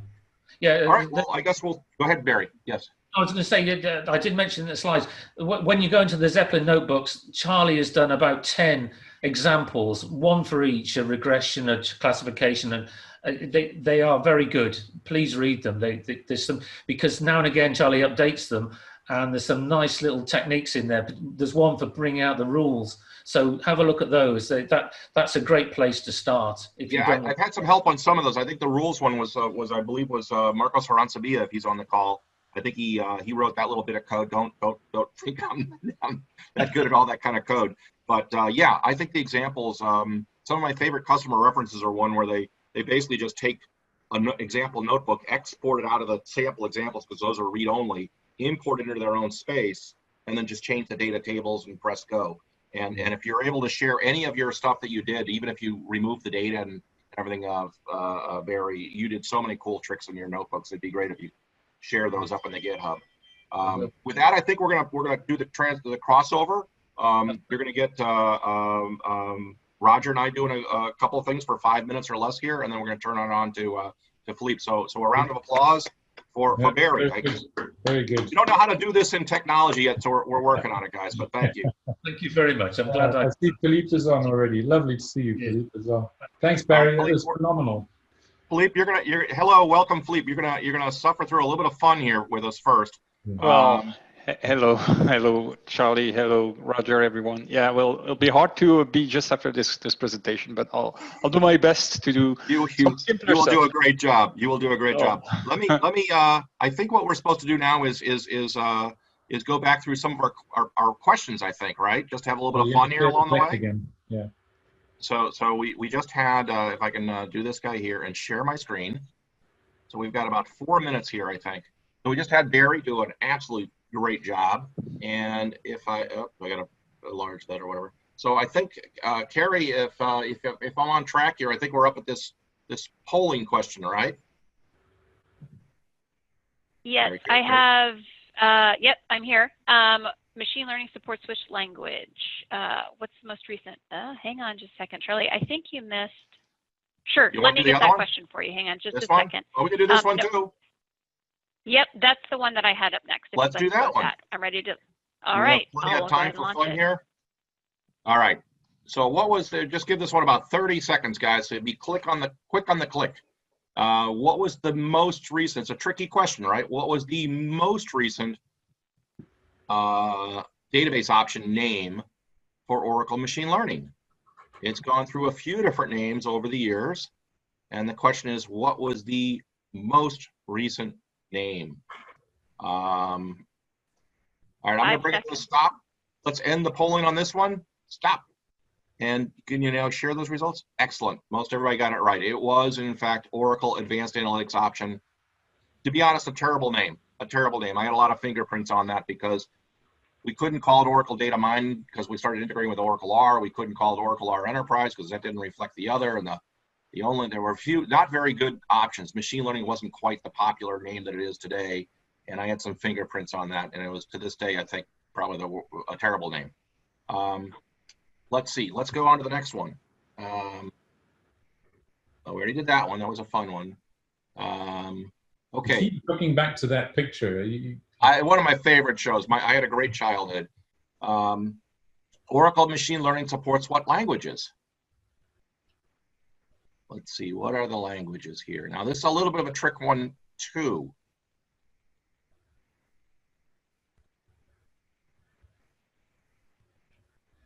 What is the right answer on this one?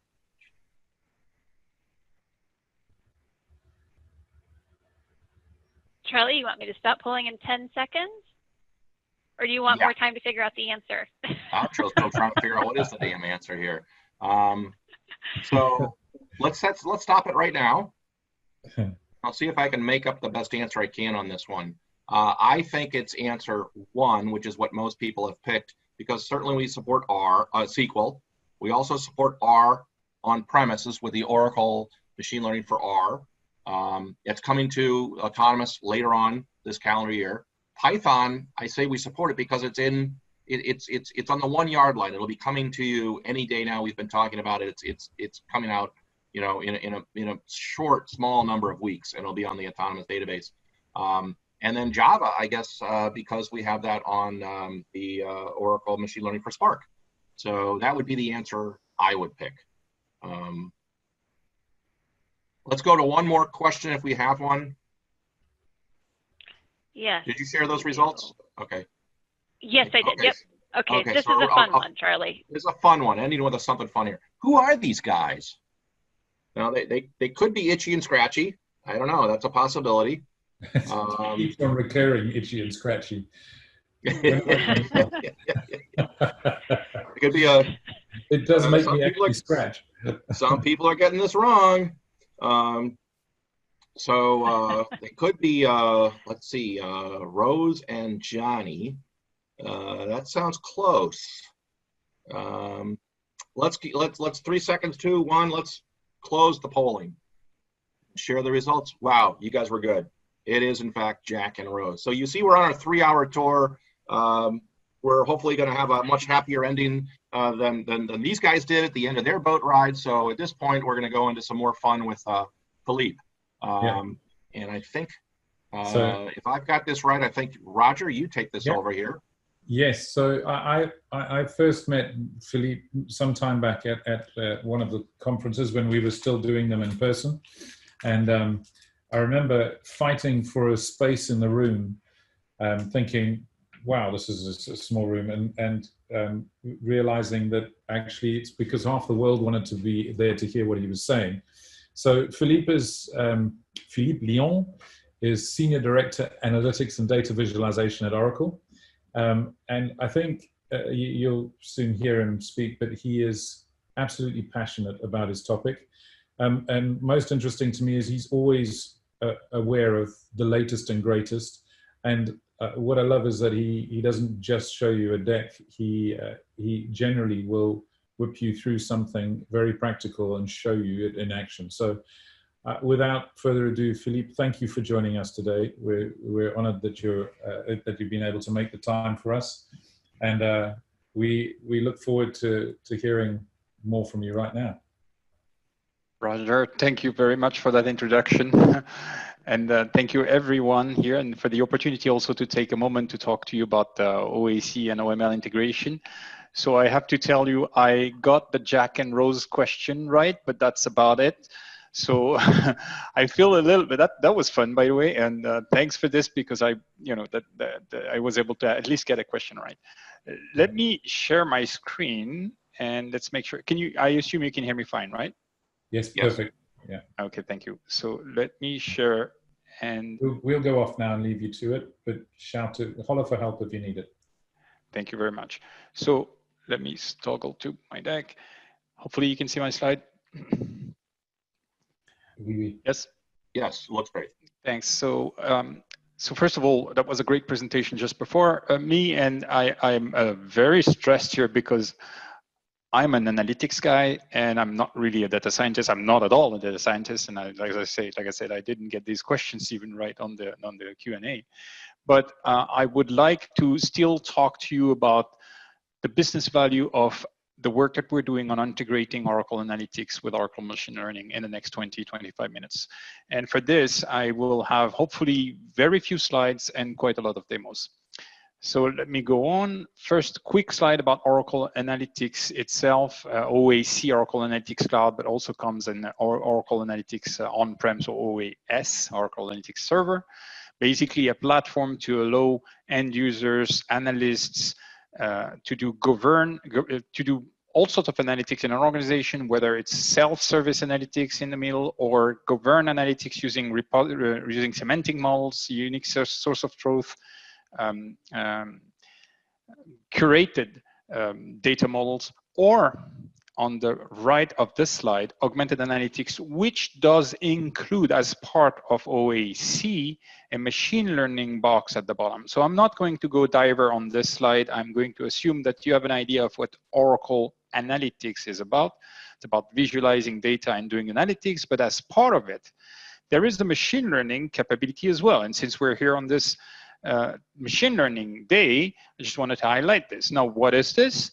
Well, basically a capability for analysts to easily do some simple machine learning. So for the whole cycle of machine learning, OAC does include some native capability for variety of data loading and data preparation. There are all sorts of data preparation available as part of Oracle Analytics.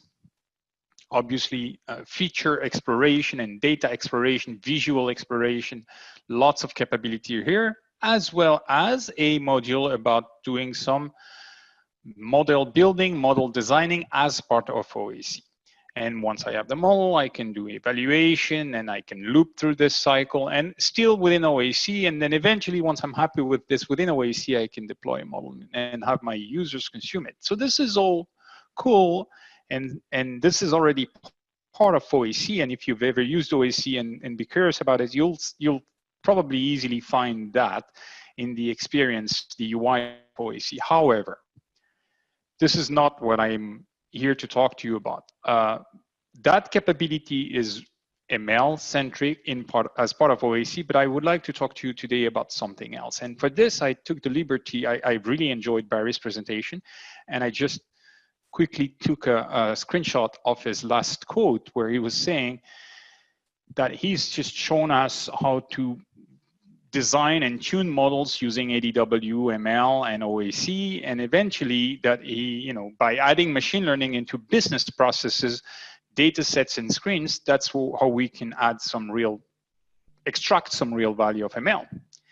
And this is exactly what I would like to use the next 20 minutes to show you on something that we've just developed.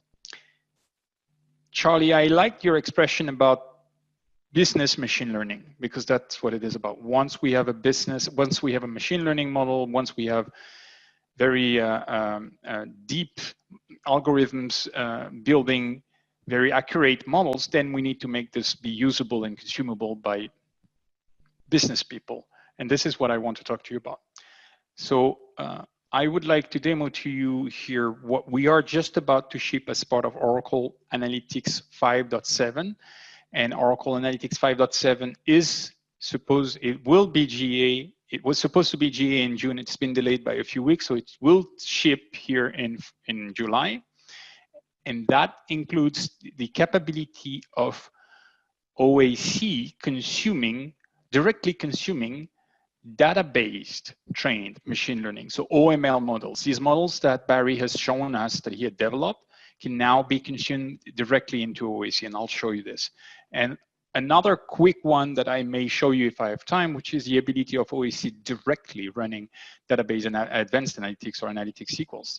So these 2 points here are a sign of the tight integration that we're building between OAC and ADW or Oracle database for these two to act together and enable you to extract a higher value of their capabilities, respective capabilities. So you've seen the demo of Barry, and he's already shown you a lot of the UI or of the experience with OAC about visualizing the quality and accuracy of his models, right?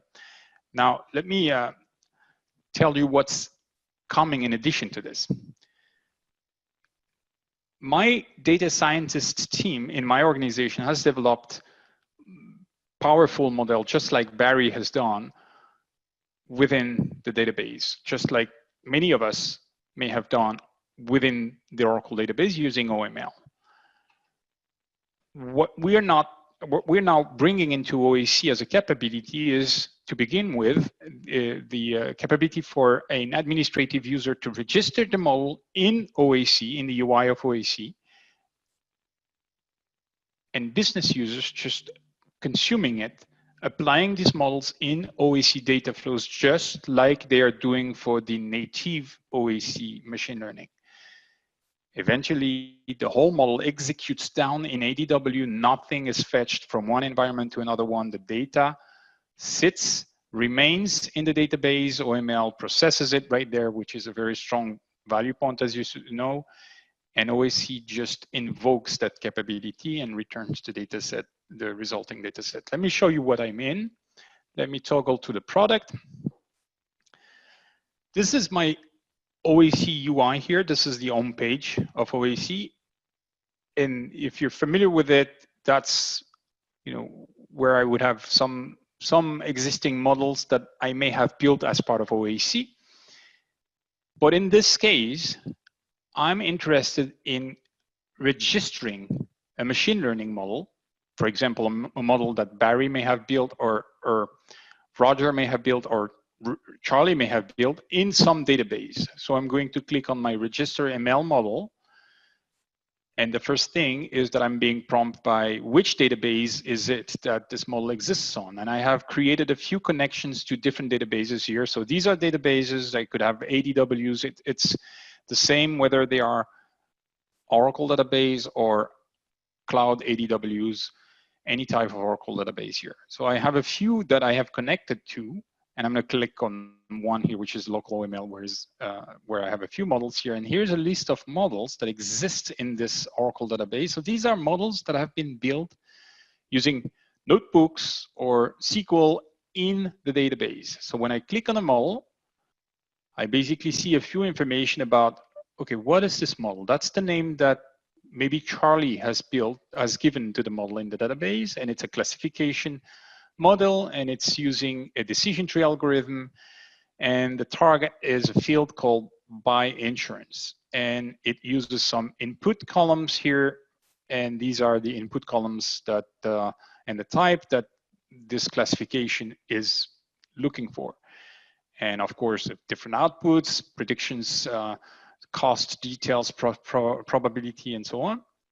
And a few parameters to give me information about what this model is about. Again, target is to buy or not insurance. What is the algorithm name? And a few hyperparameters here, such as the depth and others here.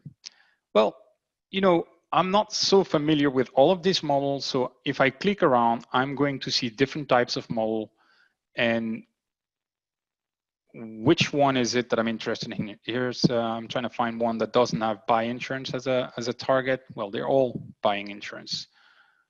Let me see here.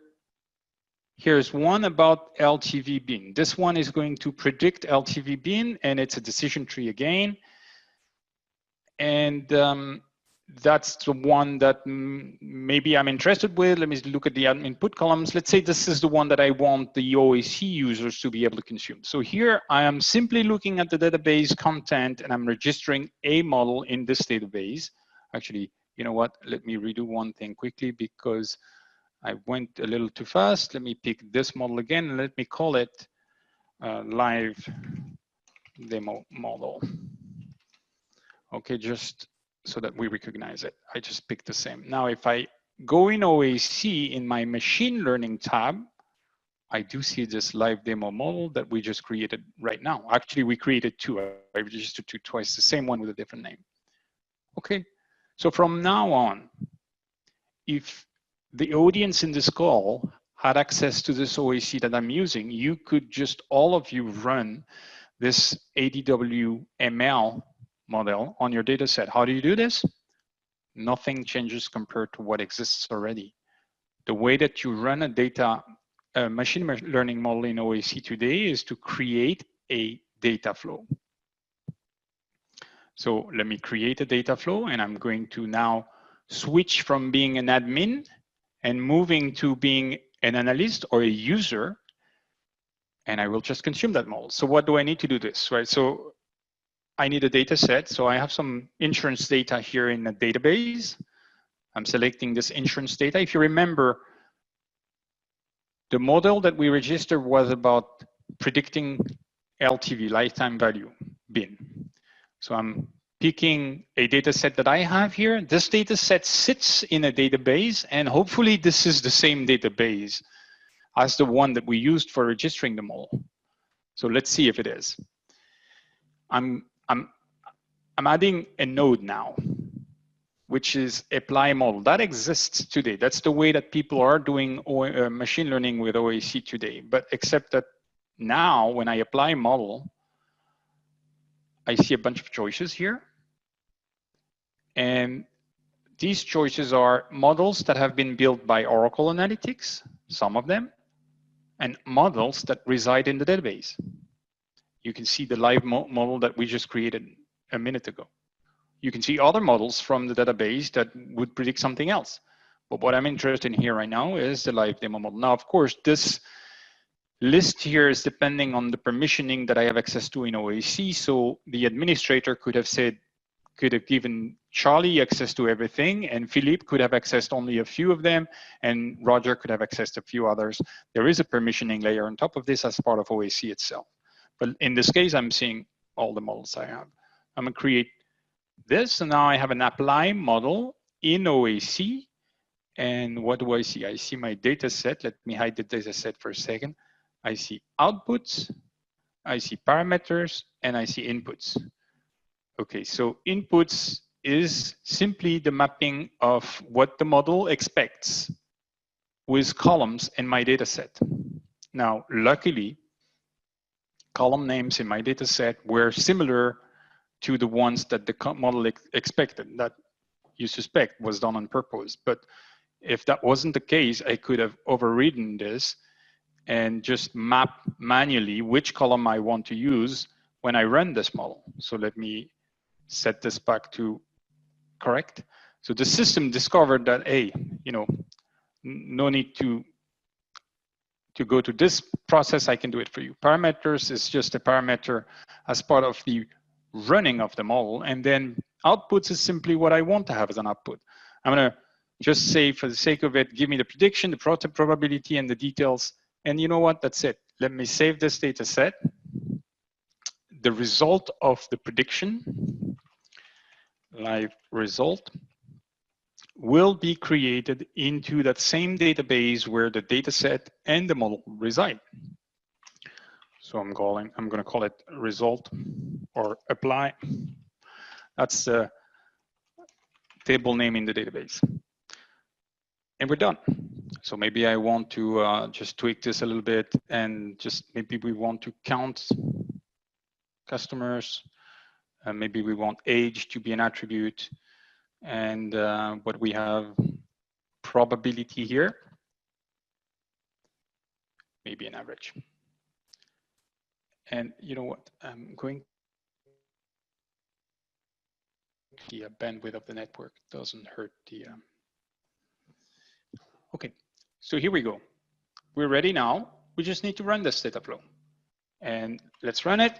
So we're running, let me call it live flow. Save and run. What is going on here is OAC is simply sending the right SQL, calling the model to the database. No data is traveling between OAC and the database.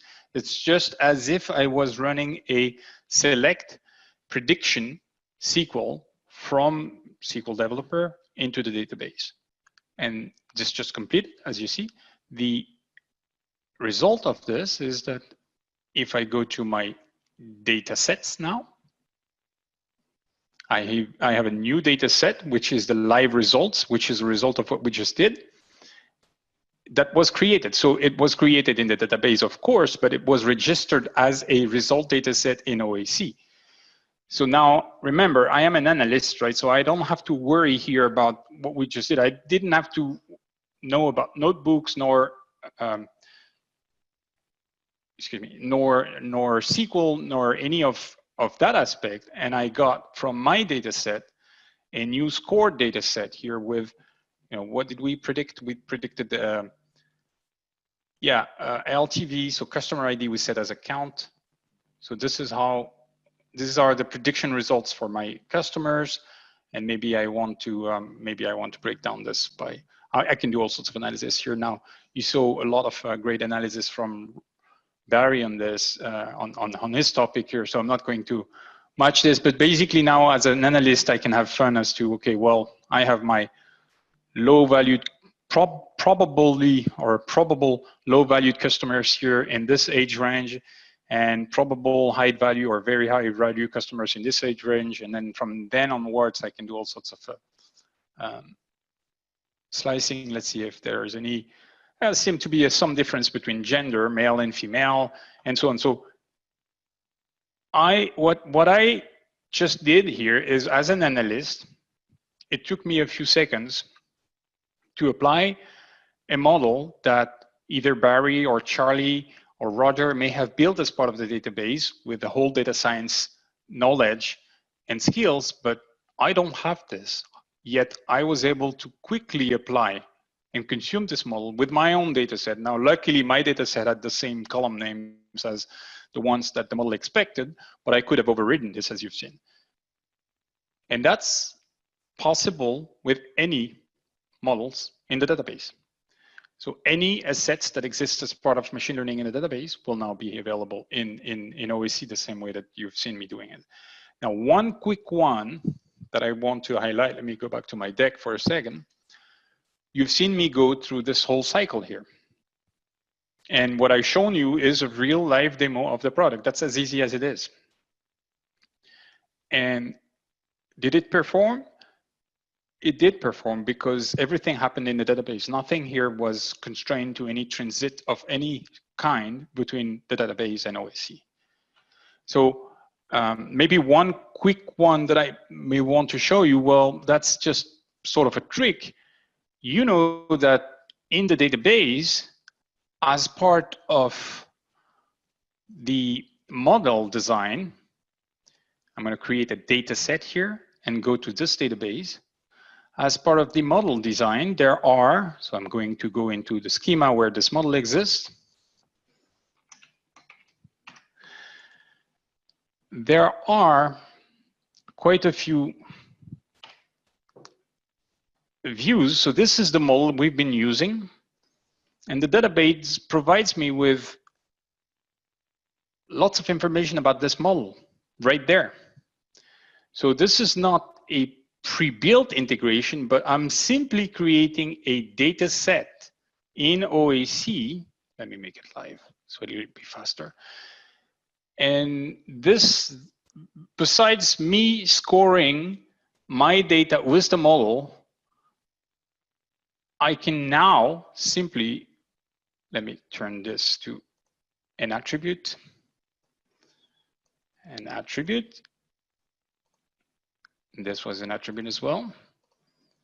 Okay, and that's it. So I'm doing it live here. So I'm going to just, you'll see where I'm going in a second. I now have access to some data in the database where I can explain the model that we're looking at. So I just showed you the scoring results of the model, but I could just as well try to explain partition name. Let's leave it like this. Create a table.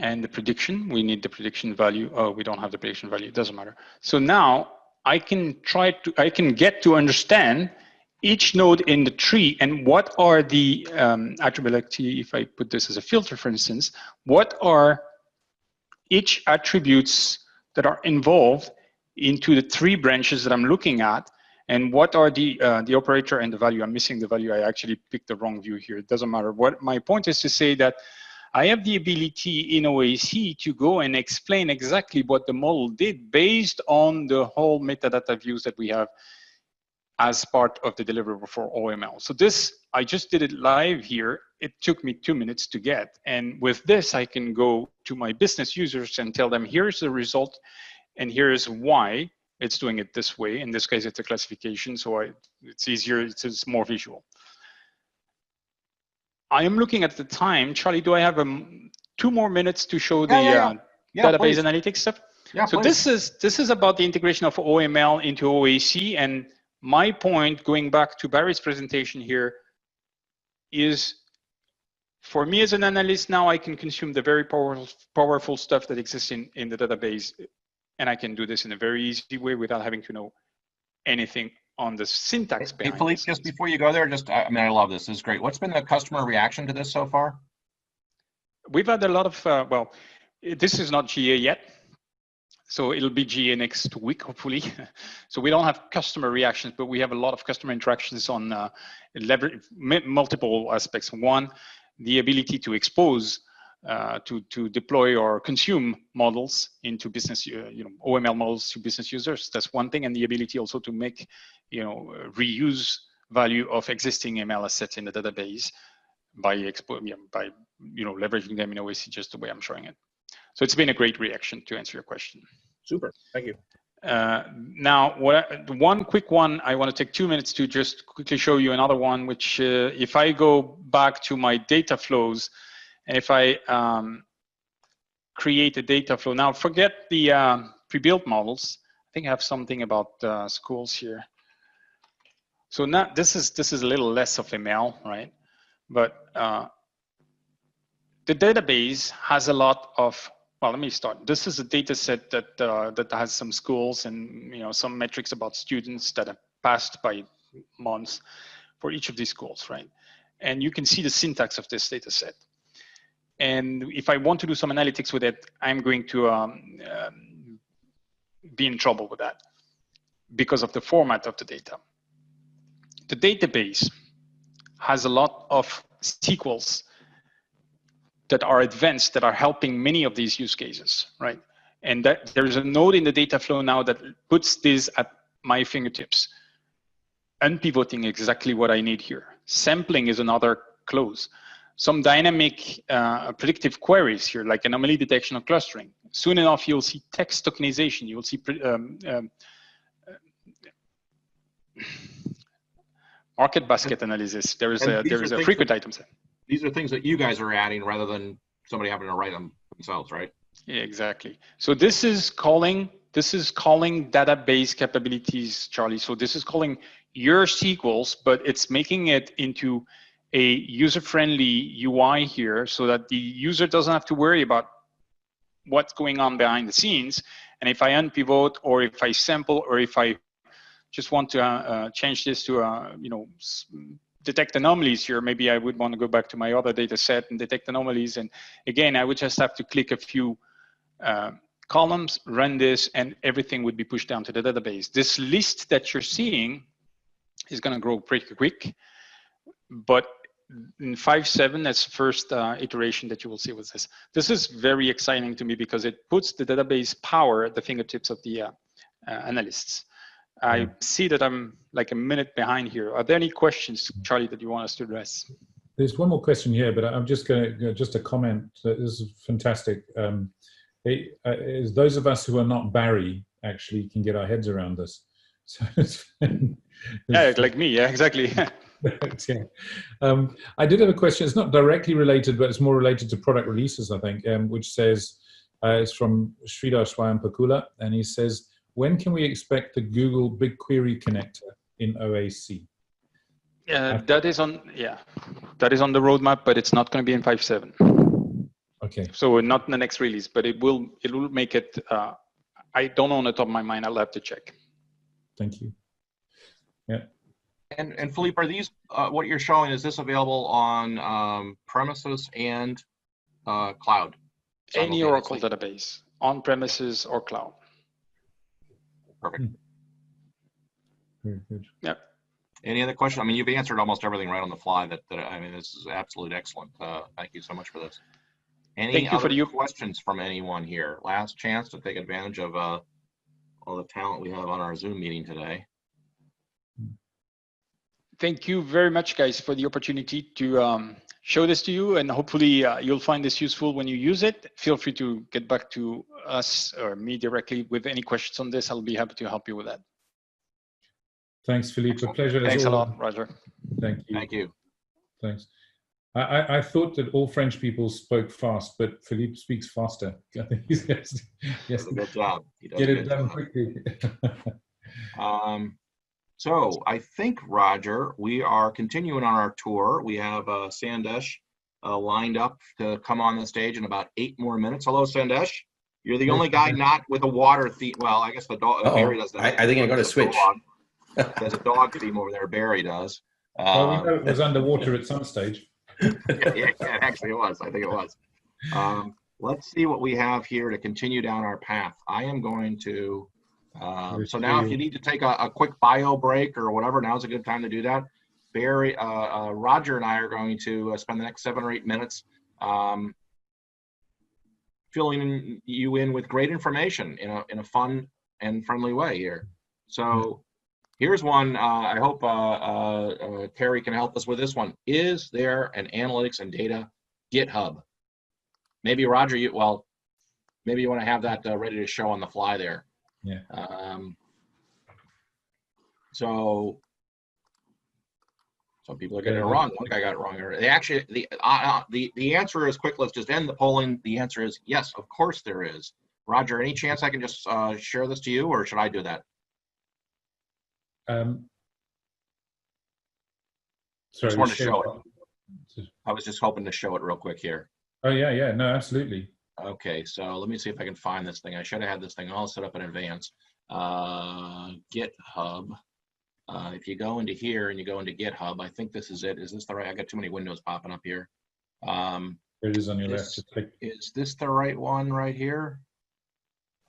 Yes, it is. Okay, so there is a GitHub. It's not only machine learning, although that's the one that we've posted a few things in right now. But if you go to this Analytics and Data Oracle User Community, we've set up our own sort of user community GitHub, so people can post any DVAs, notebooks, Apex applications, things like that, and come on in here and share away in these repositories. It's community GitHub is something that we've done. Let's go back to the slides now. Do we have a free newsletter? I was going to ask Terry, maybe you want to start that one, and I will go fire up the. Well, yeah. I'm giving away the answer there when I do that, aren't I?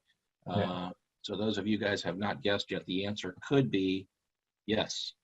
And see if I can find this guy real quickly. Click on that. So this is something we've been working on, and so the answer is yes. Most everybody got that right because I gave the answer away. And if I say resume share, there we go, and I click on this, which is what I think I need to do. I guess I maybe need to click on that.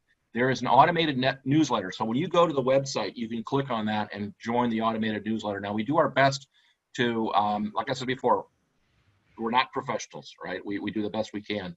And we use the content searcher to kind of look for things that say spatial and graph, that say Oracle Analytics, that look for Oracle data analysis. And we post in an automated way. Sometimes we curate it and take out things from, say, Microsoft or something out here if we don't really want to do that too much. But here's a really nice article on this.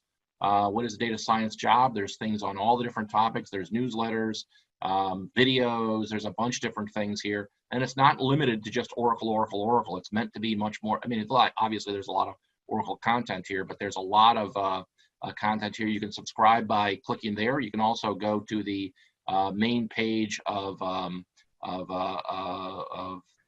the analytics and data Oracle user community. Yeah, and you can go there as well. So there are, when we get this thing working in its best way, there are different, I don't know what that D stands for, I'm not going to click on that. There's ones that say spatial, graph, and so on. So we're still trying to fine tune that a little bit, but that is something that we are also have available. Let me go to the next question.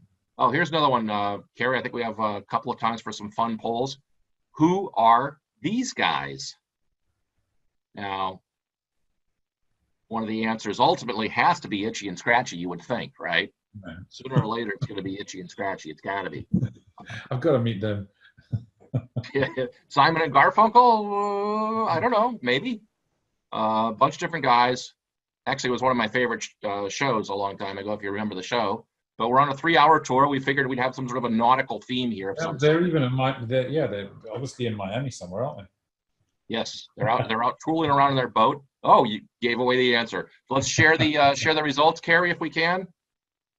Here we are. Looks like most people got it. More people got it right than wrong. Crockett and Tubbs. Smith and Jones. I just made that up. I don't even know who those guys are. Smith and Jones. Let's go to the next one. Who are trying to be a little bit more current here.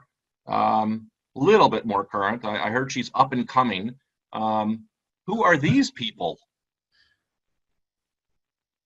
Attendees are now viewing the questions. Okay. The professor. Yeah. Some people are getting it wrong. I like the answer there. Some people are getting. I think they're deliberately getting it wrong. Some of these people, and they're having fun with us. Some people think it's the professor and Mary Ann. I don't know. Maybe it is. Maybe it is.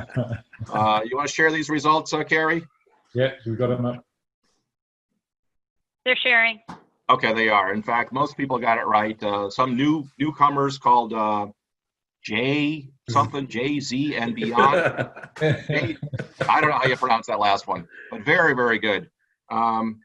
Let's go. Now, next one. Where is the best place to find analytics and data Oracle user community content?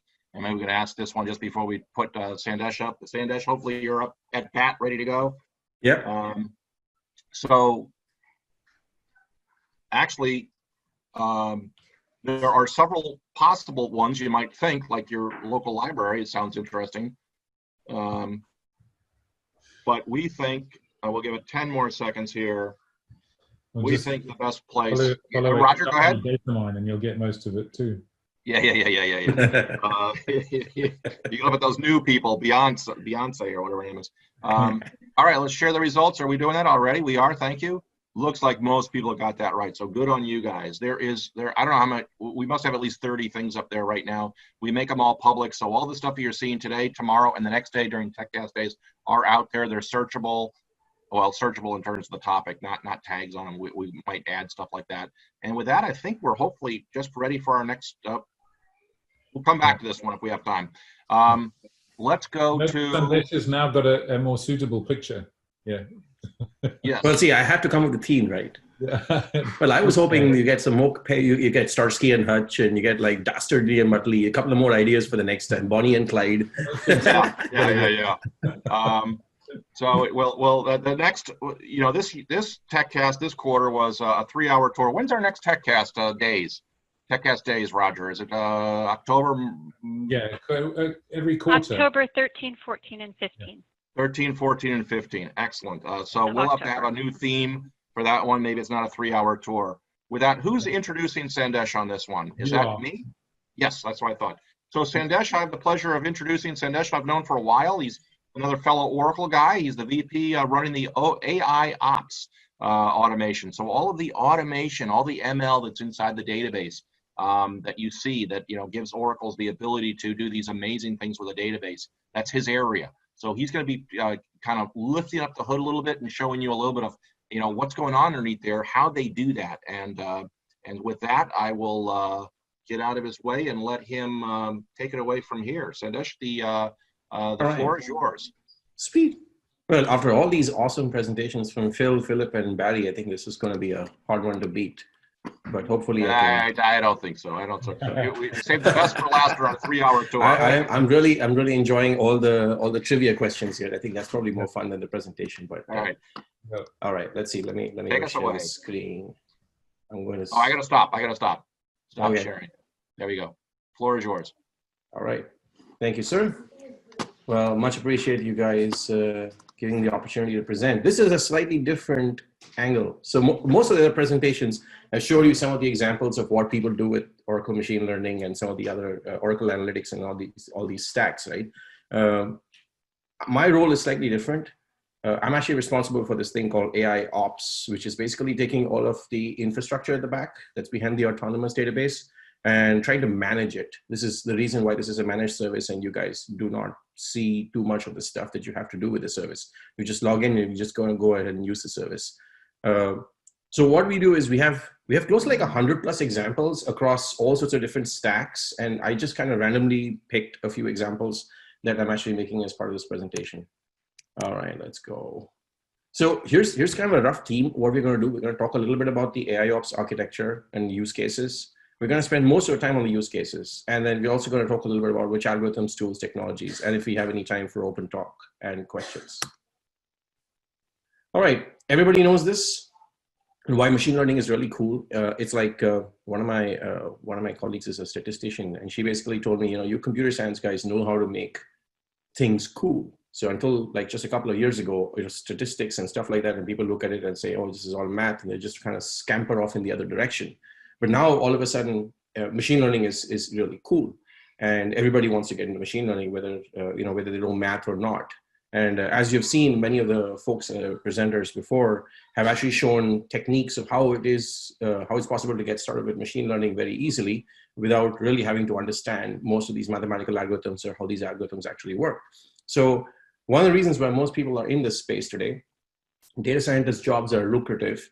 A lot of data is lying around and people really don't know how to make sense of it. So now there's all these algorithms, platforms, and libraries that are available for you to just kind of download and do a simple Docker in it, and you can get started with most of the stuff.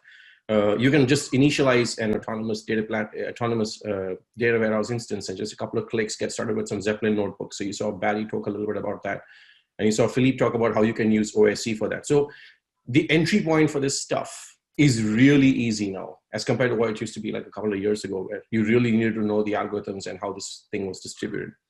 So there's basically in AI ops, right? There's 3 strategic pillars. There's install, upgrades, there's patching, there's dependencies, there's SLA management, placements, and stuff like that. But most of what my team concentrates on is the stuff on the right-hand side, which is basically fault detection, root cause analysis, SLAs, health dashboards, prediction of workloads, prediction of capacity management related issues across data centers, across the fleet that we have for the autonomous database. So I just spent a little bit of time trying to talk a little bit on the overall architecture of this, and then we'll dive into the use cases where we use machine learning, which is actually the most interesting part of this presentation. So the first thing is, most of our training basically happens in the lab. So this is applied machine learning, where we take a whole bunch of inputs that we get from the logs, from the defects that we have, and we analyze them, we pick the right attributes, we train our models, and we push them. We'll go into a little bit more details of these models as we go through our use cases. Once we have these models, we push them off to the machines, the Exadata boxes where all these things run, and then they basically, only a certain category of messages are basically sent across to the user using the customer notification service. Otherwise, everything is scaled out using the object store. And then we have the AHF service, or the Autonomous Health Framework, which is what my team is responsible for. Now, what that does is it basically takes all this data and massages it and applies different algorithms to it. And depending on what is in this content, it either triggers rules, notifications, pager duty, or just generates dashboards and visualizations for people to do.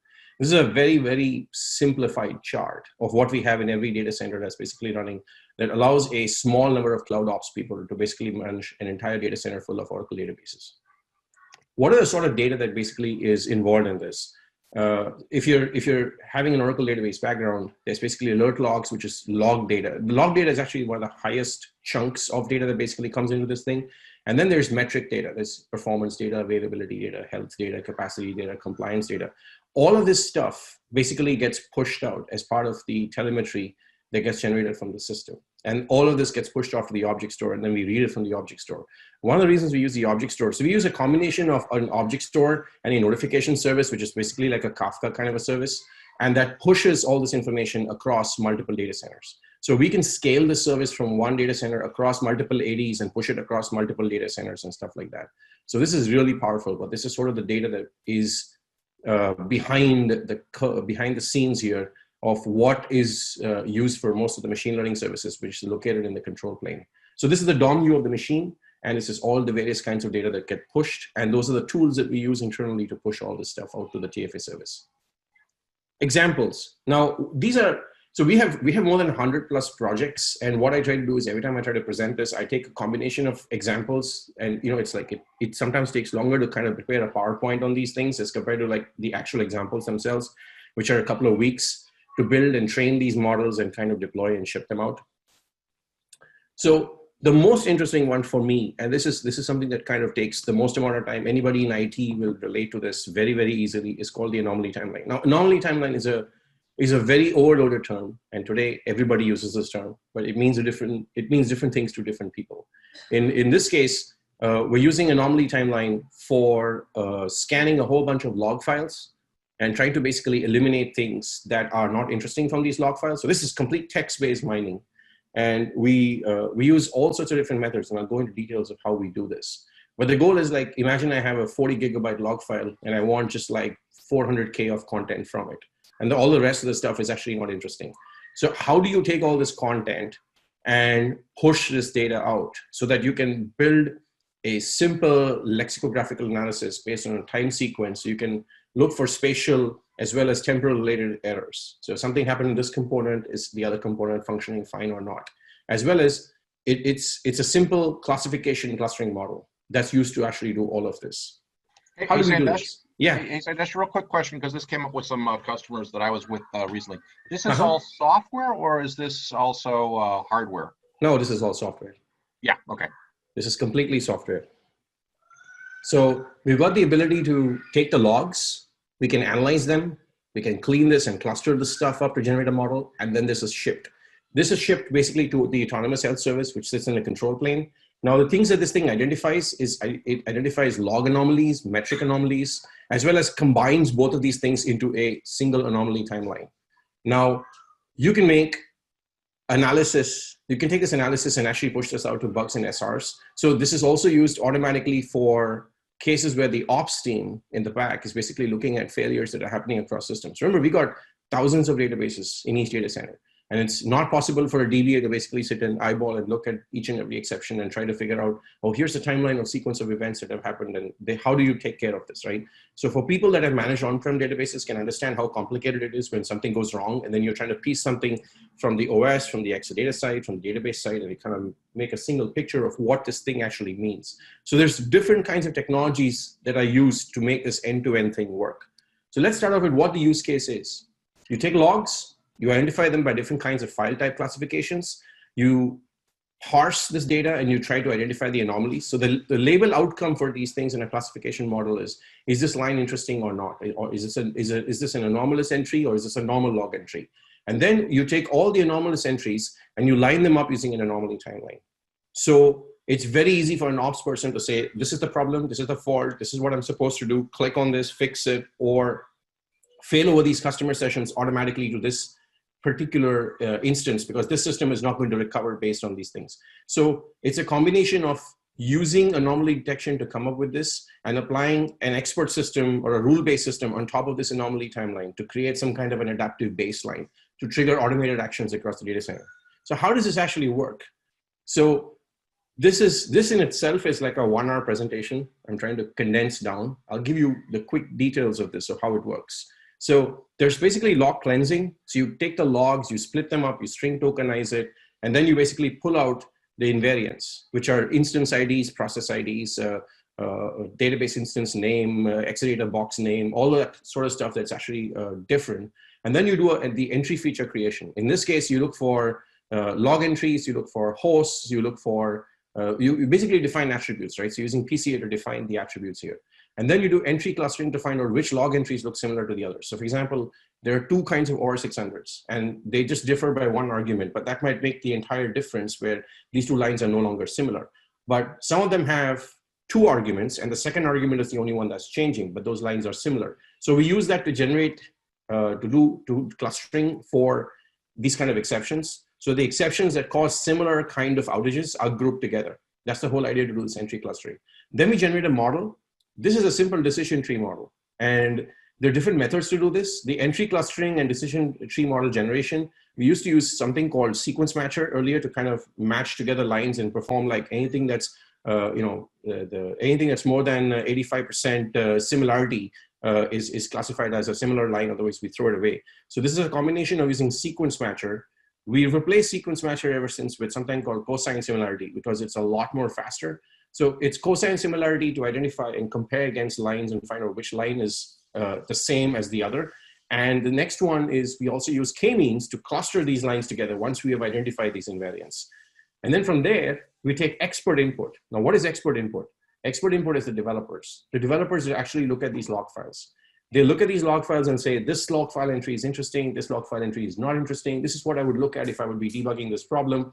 So you take all this stuff and you combine them and you use this for expert input. So this is truly a semi-supervised machine learning example.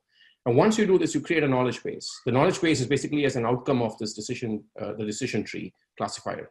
And then you index it so that you can actually scan against live log files. Now, the thing that's always been a challenge for us, building this model was not exactly the easiest thing ever. But once we built it, we had to scale this model. And you had to scale this model for billions of log lines and come in every couple of minutes. So how do you do a fast Cartesian product of a whole bunch of log line entries against a knowledge base and try to make this in such a way that's near real time without actually having to consume a copious amount of CPU? It's a very interesting problem. So the simple answer to this whole thing is once we have the model, we use TF-IDF to basically rank and perform correlation for these things. And what TF-IDF does is we generate a score for every token that's part of the log file entry. So when the log line comes in, we know that some of the TF-IDF scores of the entire line. So like, it's like, I'm trying to do something X. Every word of these is classified and the sum of it is generated. If that score is less than a certain value, then that line does not get matched against the knowledge base. That's how we identify log entries that are interesting and not interesting, and then we match them against the knowledge base. And to reduce the Cartesian product that happens between the incoming log lines and the knowledge base, we use TF-IDF to filter out the lines that are not that interesting. So once we build this knowledge base and deploy this, we can look at issues happening in our data center pretty much near real time without actually having to look at all the logs that are generated by our databases. Just to give you an idea, a single database in an Exadata box can generate about 8 gigabytes of data an hour. So we're talking about like 2 or 3 months of data can run into 20, 25 petabytes. So it's a lot of data that actually the system has to go through. So we're reducing this data to come up with a simple timeline that basically tells us these are the interesting things, these are the systems that are happening in, these are the log lines that are located. So if I'm an ops person, I can click on that single line and it directly takes me to that log entry that corresponds to that fault. And I can look at things around it. Now, so people are like, okay, so you're taking a bunch of log inputs, you're breaking these things up, you're string tokenizing them, you're generating a decision tree out of this, and you're comparing log lines that are coming in from incoming logs, and you're doing a Cartesian product sort of a thing to find out which log entries are interesting. But where's the machine learning kind of in this? The machine learning helps us identify anomalous and non-anomalous entries. Okay, that's interesting, but how do you take this to the next level? How does this look any different than an Elasticsearch Kibana kind of interface, right? We're just taking a bunch of log lines, building this giant index, and you're trying to scan and look at all these things. The key thing is, it's the data filtering that's actually interesting, which is what we have, where we can actually look at just the entries that are interesting to our developers. But not just that, you take it to the next level, and you can actually merge different kinds of data. So you're talking about, as you can see, this is failures coming from 3 different components, right? So there's database, there's clusterware, and there's VMstat data. So you're trying to simultaneously take 3 different metrics, and you're trying to highlight these faults, and you're trying to highlight them in a sequence, in a timeline where you can kind of make sense of it. So any metric that can be in a time series can be massaged. You can calculate, mean, median, max, t-test, f-test, any such kind of metric, and you can slap this into a timeline. So while I'm looking at a fault and I'm like, what was the CPU utilization on that machine at that time? And is it normal or not? Because there's no way for me to know, right? I'm looking at hundreds of thousands of database instances. There's no way for me to know if a CPU utilization of a box at 90% is normal or not for that particular user at that time of the day, because I have no idea who this user is. It's very easy in an on-prem environment. Oh, Friday morning, Fred runs a report because his wife kind of goes to the grocery store and he gets bored and he just comes to the office and runs this report. So I'm a DBA, I know this. But if I'm running this in the cloud, I don't know this. So I want to know what this value is. Is this value normal? So this is where the VMstat data comes in and it combines it as part of the anomaly timeline. So this is pretty cool for us. So this is the first use case where we can take all this data, we can build a timeline, and we can kind of massage all this information together. Second use case. What is the CPU utilization? So when you're packing a whole bunch of instances in a particular system, you monitor the AWR ash data, and then you try to predict resource usage. And then what you do is you also identify anomalous SQLs or SQLs that have had plan changes, and you correlate this with workload as well as resource usage. The whole idea behind this for us is to find out which tenants in a shared environment can be packed in the same instance. How do you predict capacity shortages? Like say, for example, if I'm a payroll guy and I pay people on the 15th and somebody else pays people on the 16th, we're compatible and we should be put on the same instance so that we're not going to have the noisy neighbor problem and consume resources at precisely the same time. So this is kind of making things smarter for us from an ops perspective. How do we do this? We take the capacity data and then we apply Holt winters to this. So simple triple exponential smoothing. So the first level, what you're doing here is you're basically taking a time series. In this case, it is core CPU usage. And then you're forecasting this using an exponentially decreasing weighted average of all the previous data points, which means anything that is recent has a bigger impact on the forecast. Then what you do is you have to normalize this information because there are a lot of spikes back and forth. Boxcox is one such method, but there are many, many methods of doing this. But Boxcox is one method where you can actually prevent the distortion of these impacts of these spikes on the overall thing, and you get kind of a smooth line and you know where the actual faults are located and where those faults are consistent. So this is the first phase. And then you calculate the trend between each of these observed data points. Again, so the more recent the trend, the bigger the impact it has on the forecast. The whole idea also is to dampen the trend. So linear trends, right, if you have, they tend to overestimate. So we add a dampening factor, which is a parameter to basically, forecast and trend this eventually to a flat line. It's more useful to add this when you're doing something like long-term forecasting for, say, in this case, CPU utilization. The third one is to look at seasonality or repetitive factors, right? So you're applying a seasonal component so that you can basically find what the actual residual values are, which is typical of any time series-based analysis. So again, once you apply this, what you land up getting is any fault that happens. You basically look at the forecast, you calculate the errors. You're obviously taking RMSE, so it's always a positive number. And you basically calculate the mean of all these square errors to get an average. And you're trying to calculate the errors at each level when you're stepping through.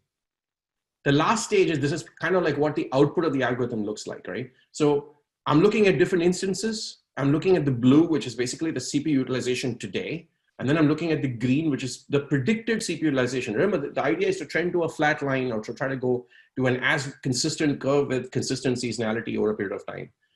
Will it actually turn out to be that? No, but this is kind of like how the prediction algorithm works.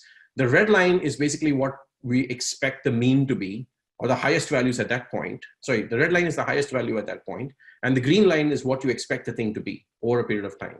So this is, depending on the core sizing we have for the instances, we can predict, oh, if I'm going to put a few more clients on this machine, how much more is the CPU utilization going to trend towards?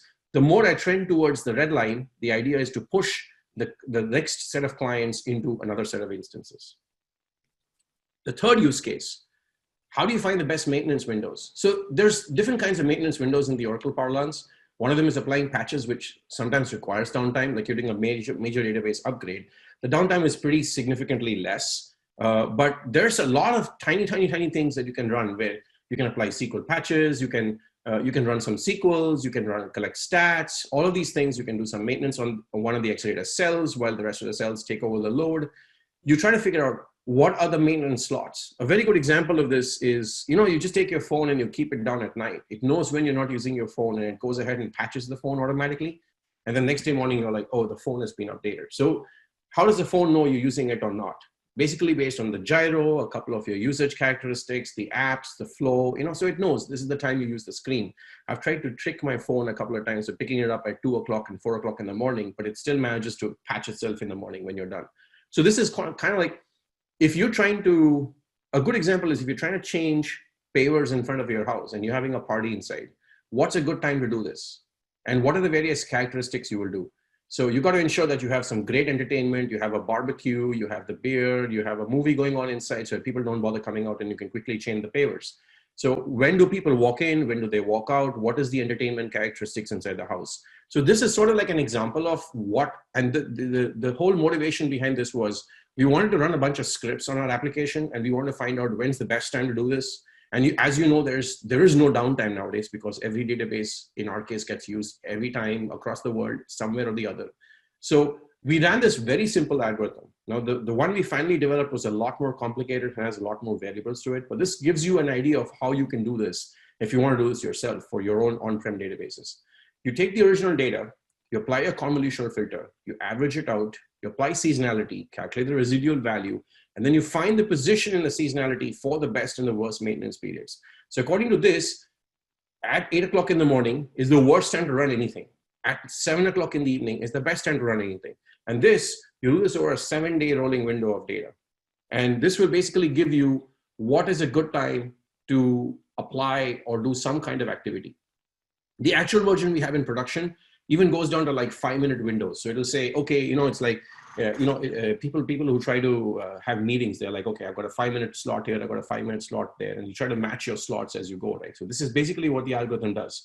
It creates slots, it matches slots together, and it also looks at the activities in those slots. So like, for example, I want to rebuild an index. Oh, do I do this at this time? Oh, if that time I'm running SQLs that query the index, then that's not, even though I have a free time, it's not a good time to run the index rebuild because I'm running a SQL that might actually query the index that will degrade my performance. So not only is the time prediction important, it's also the activities that are run within those windows and if they conflict with the nature of maintenance that you're actually doing.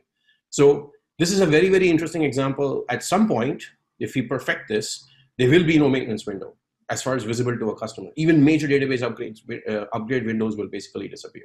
But the truth of the matter is, customers always love to know when their maintenance windows are so they can just send their people home and say, okay, nobody's going to page me in the middle of the night. So I think as a human, we still have to move to a point where enterprise systems can be transparently patched completely 100% where you don't really care about what kind of maintenance is going on and what the maintenance window really is. Today, the truth of the matter is more than 80% of people love to know when their maintenance windows are so they can send their users home and they don't get paged at night. So it's more of us humans have to change to this mentality. But I'm hoping this at some point will be so good that we don't really care about downtime anymore. And most of the Oracle components supported anyways. This is an interesting one. So this is unusual OS metrics. So this is something we use called z-scores. It's a simple standard deviation from the mean, and it basically allows you to compare apples versus oranges, CPU usage versus IO wait time. So metrics that can't be compared, we compare against these things. And we don't use this to pinpoint the details of the anomaly, but think of this as a red, orange, green light. So any machine that has a combination of various things that are not going right, the machine gets flagged, and then we use some of the other methods I described earlier to go into the depth to find out what's actually going on. Here's a simple example, right? So we've got CPU utilization, original metrics, not comparable, so many spikes. And then you apply z-scored metrics, where you scale the values up. You're kind of running them at the same scale. And you look at these values, and now the larger spikes basically show up. In the previous graph, they're at different scales. So you cannot see if the scale for something that generates too much noise is too high, then you can't really see and compare this against something else, which is small, but it's actually having a much more higher impact than a spike that's actually large. So that's what these z-score spikes help us to do. But what's the whole idea behind this? Why would you use this, right? So there's a whole bunch of stuff that happens over a period of time, from CPU utilization, IO related issues, something the processes are going uninterruptible sleep, things that are not being pushed onto the Exadata cells for storage indexes. There's like, if you look at this list, there's a list of probably like 300 plus metrics that get constantly compared against to find out if a box is actually having a problem or not. Now, if you look at a graph, this is sort of like what it looks like, right? So for z-scores for each and every one of these things, of course, for the purposes of simplicity, I've only put 6 of them, but this actual graph can have 250 different variables. The idea behind this is you basically combine and find the periods where there's multiple events happening at the same time. That's the whole idea, is you combine this to look at if there's too much stuff happening across too many components at precisely the same time, there's something wrong with the box. That's all that this use case helps us identify. Boxes when I go into the data center, I look at this console with all these events happening, and I'm like, which machine should I look at first? There's just so many problems. Instead of that, what this does is it prioritizes, like, which is the first 5 exadatas I should look at to fix the problems in the data center if I'm an ops person. If you go with paging, I could have 50 pages. How do I start? How do I know this page is more important than this page? This is what helps us identify that. It basically takes all of these things and puts them together and says, these are the things that have a high Z-score, and there's multiple things going wrong at the same time. There's probably a higher chance that this box is probably going to go down, and that's what we use to predict. That's the third use case. The fourth one, and this is something that has the most amount of impact for us. It's a trivial use case, or it seems like that, but it's actually the one that has the most amount of impact for us. Everybody that has used a database knows when something goes wrong, you're going to download a patch from my Oracle support and patch your instances. But how do you know what patch to apply? How do you know what the issue is? You create a service request, engineer comes in, looks at your logs, says, yeah, this is the same problem. Click and download this patch. You click and download the patch, schedule a piece of downtime, install the thing on your system, done, great. And then the cycle keeps repeating again as you keep finding newer problems. It's great if you have 50, 100 databases. The moment you start running into 1,000+ databases or hundreds of thousands of databases, it might take 3 months to patch all of these database instances if you do it using the same manual method. So this method doesn't scale. So how do you do this, right? So we take all the logs using the previous anomaly detection method, except in this case, we have a different model for this. And we've built something called Adaptive Bug Search, or ABS. And this product or service within the Autonomous Health framework, it takes more than 400+ Oracle products, and it performs simple logistical regression on this to train and generate something with a model.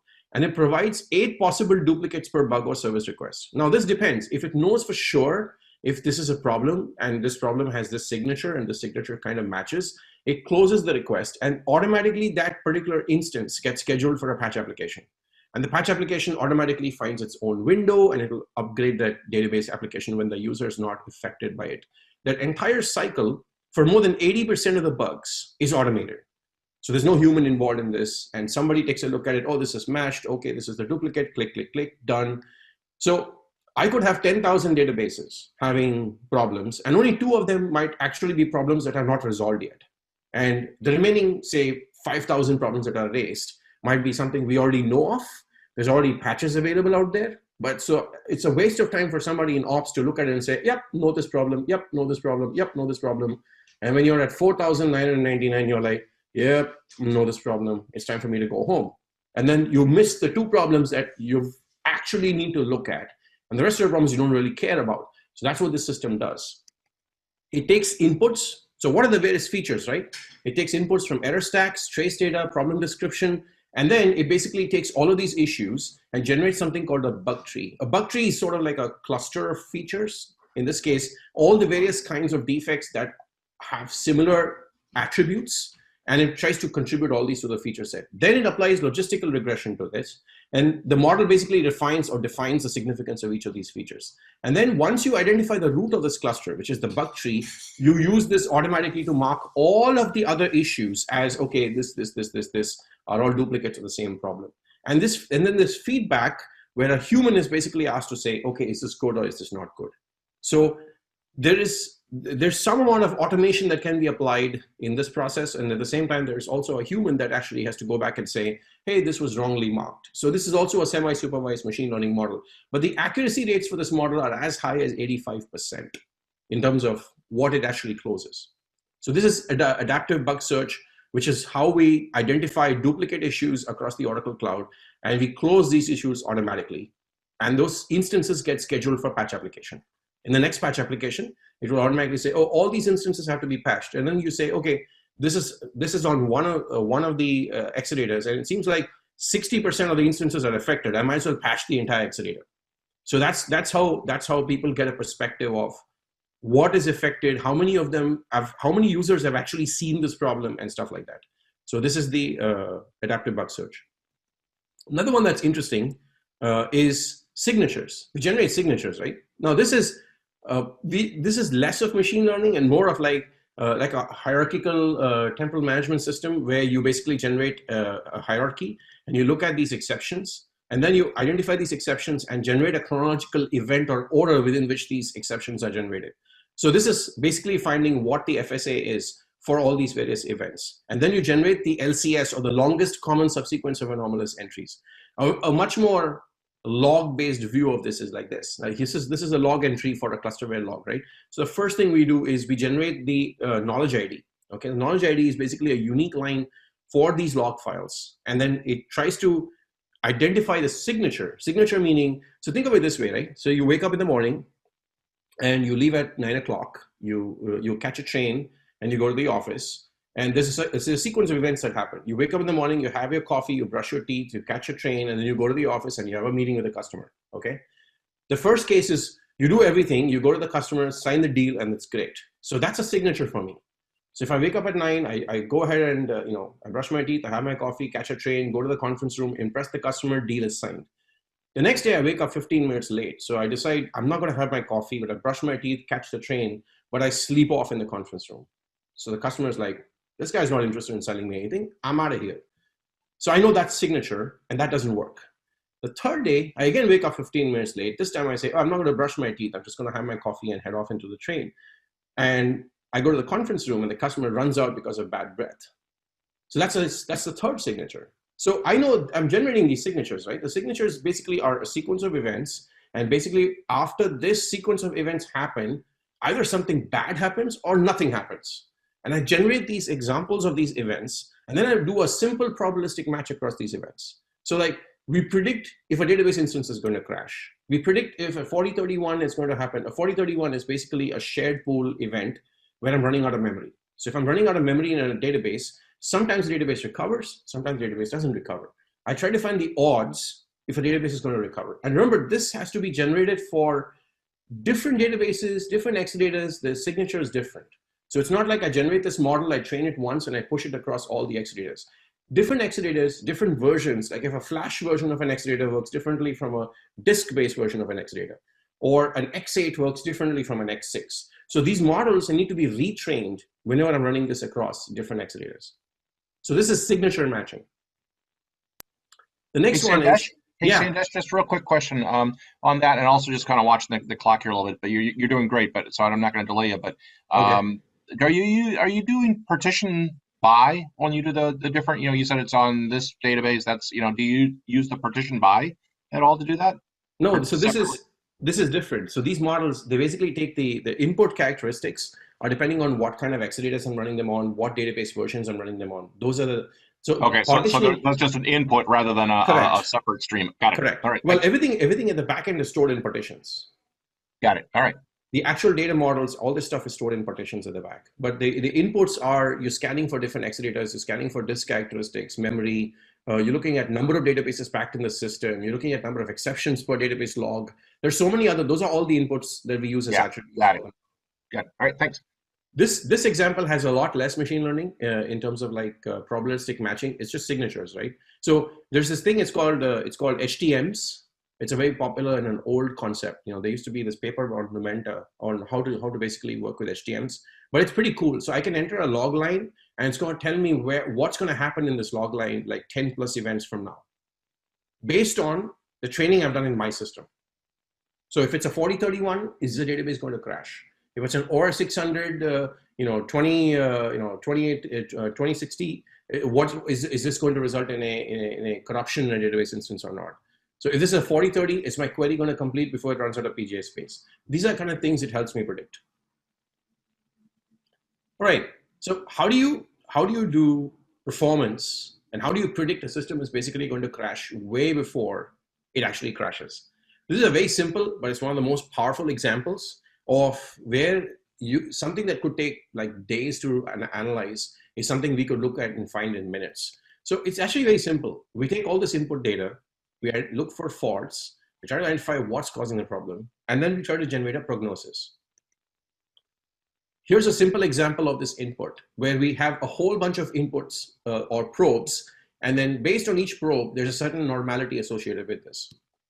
We basically use Bayesian or naive Bayesian methods for this. And as you can see, for different characteristics, we just define the normality. We look at what the values are. We look at what the residual values are, and we predict that for this system, this is what's actually going to cause the problem or not.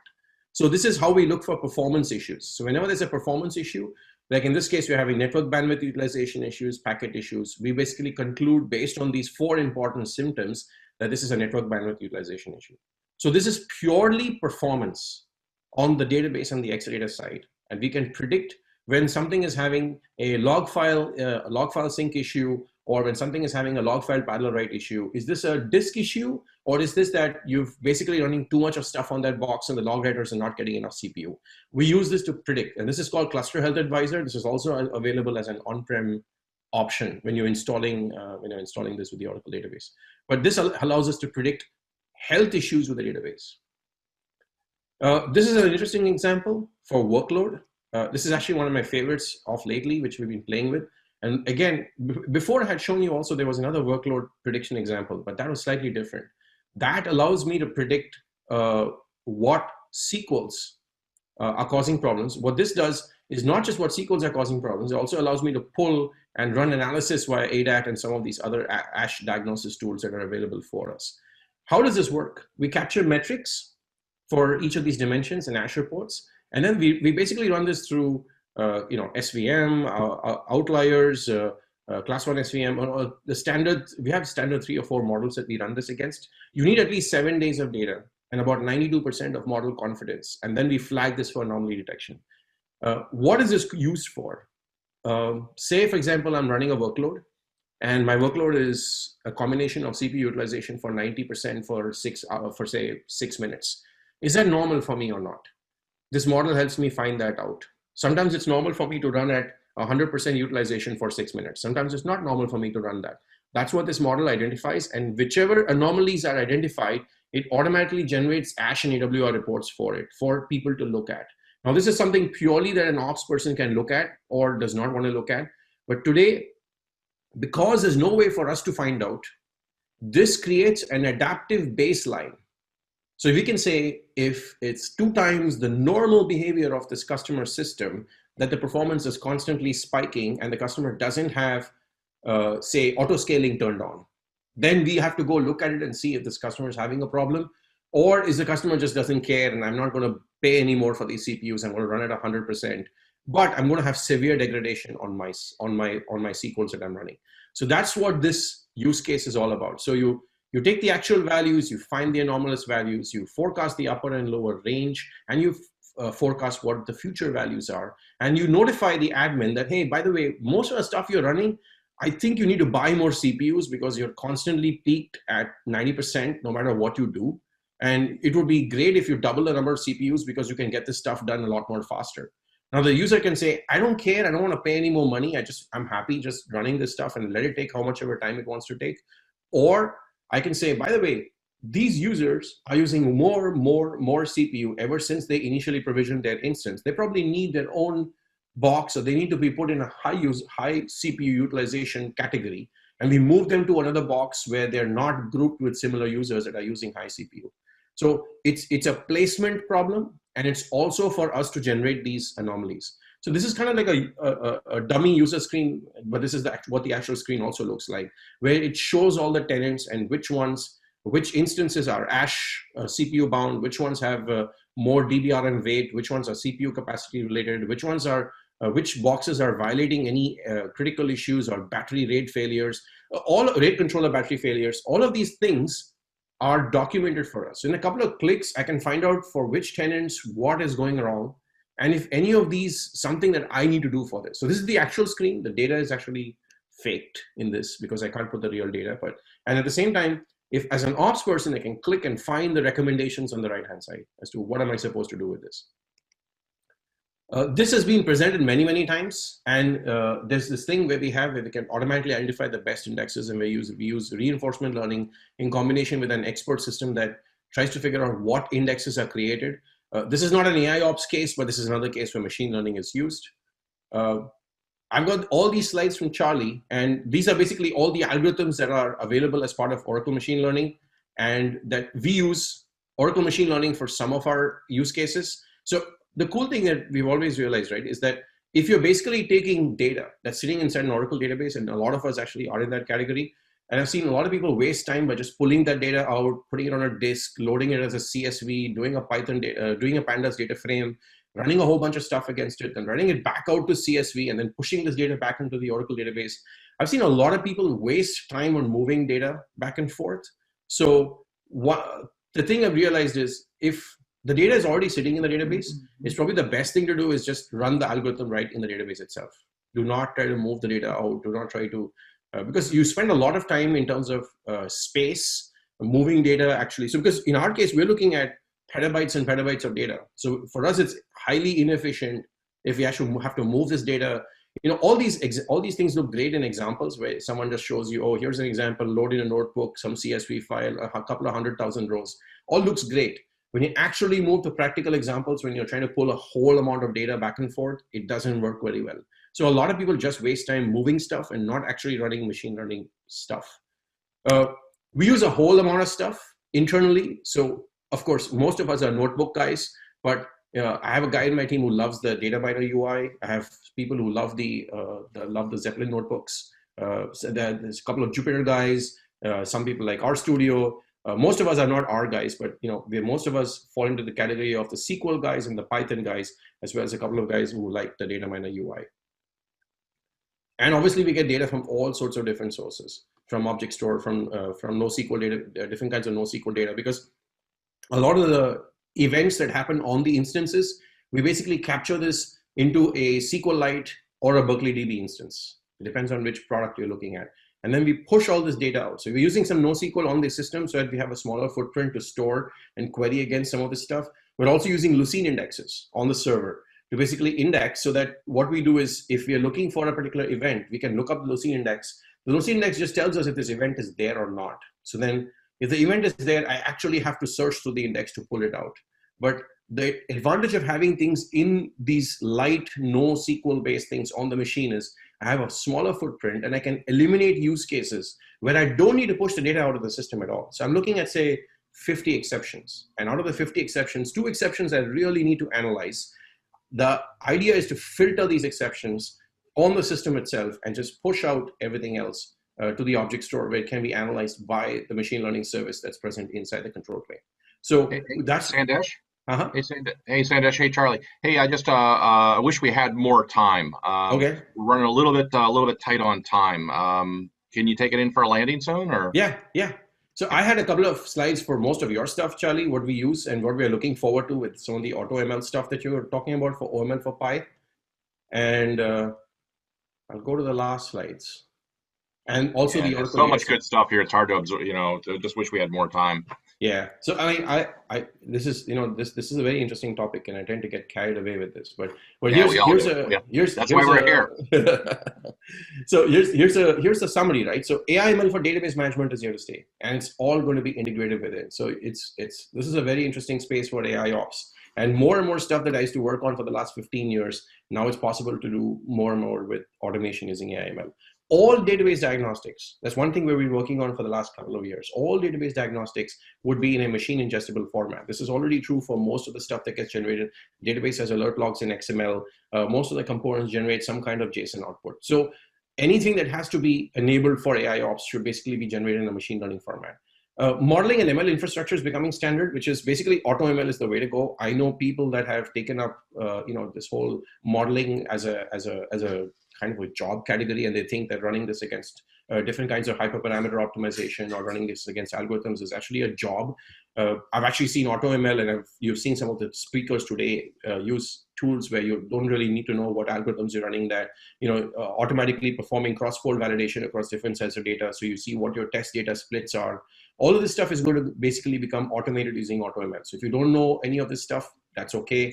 AutoML is there for the rescue, and you can basically get done with whatever you want to do. Getting the right training data matters. One of the biggest things I've seen when, at least our machine learning projects that fail, is basically we're not training with the right data. So obviously it's garbage in, garbage out. And the more you move from machine learning algorithms towards neural nets, it becomes even worse, because neural nets are extremely sensitive to having the wrong data. Lately, I've been seeing this is actually pretty cool, is models are getting better with sparse data.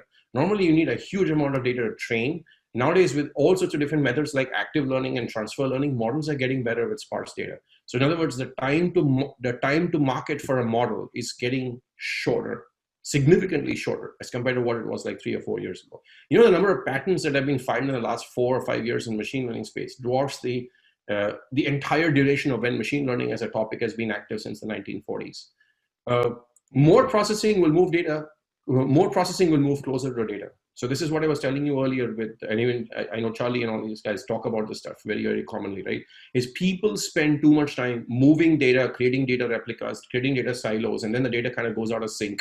And you spend more time managing the data than actually doing the analysis of the data. So move your processing closer to the data. This is, I cannot, emphasize this anymore. This is, so many headaches for us have gone just because we moved more processing closer to data. Wherever your data is, whatever platform it's in, run the analysis on that platform right there. If it's in Oracle, if you've already got views, if you've already got materialized views and stuff like that, you can run most of this analysis on top of this.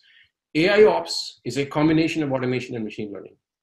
And one thing I've seen, and a lot of people love this, they love to apply deep learning to everything. Oh yeah, let's go for LSTMs and all of that stuff. In our case, LSTMs have fallen flat for many, many of the use cases. Simple classification, clustering, and regression tends to work like 90% of the time. And these machine learning algorithms are a lot more resilient to data quality problems as compared to deep learning. So deep learning is great for facial recognition, Facebook kind of stuff, translation, voice processing, and all of those kind of things. But when you're applying this for AI Ops data, simple ML tends to work a lot more better. The models converge a lot more faster. With that, thank you so much for your time. Sorry, Charlie, didn't mean to go over that much. Thanks, Sandesh. It was very informative. Yeah, thank you. I wish we had more time for this. We're learning. As I said, we're all unprofessionals here, except for Carrie, who knows what she's doing. But we're trying to figure out how to schedule these things better. We probably should have allocated a little bit more time for a few of these things. But we wanted to have it, packed with information. So thank you. That was excellent. I was looking at the questions, Sandesh, and I think you addressed them all the way through there. So I think you've already addressed those. And if you still don't think that he's addressed your questions, please put them in Slack. Sandesh and all of us will be watching the Slack channel. So to keep us moving in and to kind of take this 3-hour tour in for a landing, I'm going to suggest that we close it up. Roger, agreed? Yeah. You want to summarize this for us? Yeah, I was just going to say, obviously, all of the content from today has been recorded, and both the decks and the recordings will be uploaded to our TechCast area. If you go to the website, you'll find it there. And yeah, I'm not sure how quickly it'll happen, but within a few days, I'm sure most of it will be up there. Yeah, it usually takes us 2-3 days or so to get it out there. So it's all it'll all be out there real shortly. So tomorrow is the Spatial and Location Intelligence Days. You can see that agenda. Please tune in for that same time of day. Analytics Plus. Notice the Analytics Plus is trying to talk about more than just making a pie chart. It's supposed to be making a pie chart and doing something else really clever and cool. I think we've got a great lineup for that for you. Kind of wrapping this up, we were going to have another poll. We don't have time, so the answer to that one is not Ed Sheeran and Princess Diana. You guys can figure it out from there. And then the next tech. What was that? I never met Itch and Scratch. Is he one? Sonny and Cher was another option. So it's actually keeping with our nautical theme. That's actually Taylor Swift in the back there with Ed Sheeran, and this one's for Carrie. Carrie, this one's for you. Thank you so much. Yeah. And so our next actual regular TechCast. So TechCast day is tomorrow, and the next day 10 a.m. Eastern, 10 a.m. Eastern. Please dial in for those. The next one, we get back on the regular schedule, we've got a great lineup, graph analytics with some great presenters. So please join us for that. With that, I thank Carrie, Roger, and I, and all of our presenters. Thank you, Phil, Barry, Sandesh, and Philippe, and Roger, my co-host and skipper here. Thank you, everyone. Anything else, anyone? Thank you, Charlie. Have a great day. Thanks a lot, guys. Thank you. Awesome. All right, guys. Take care. Thank you. Cheers.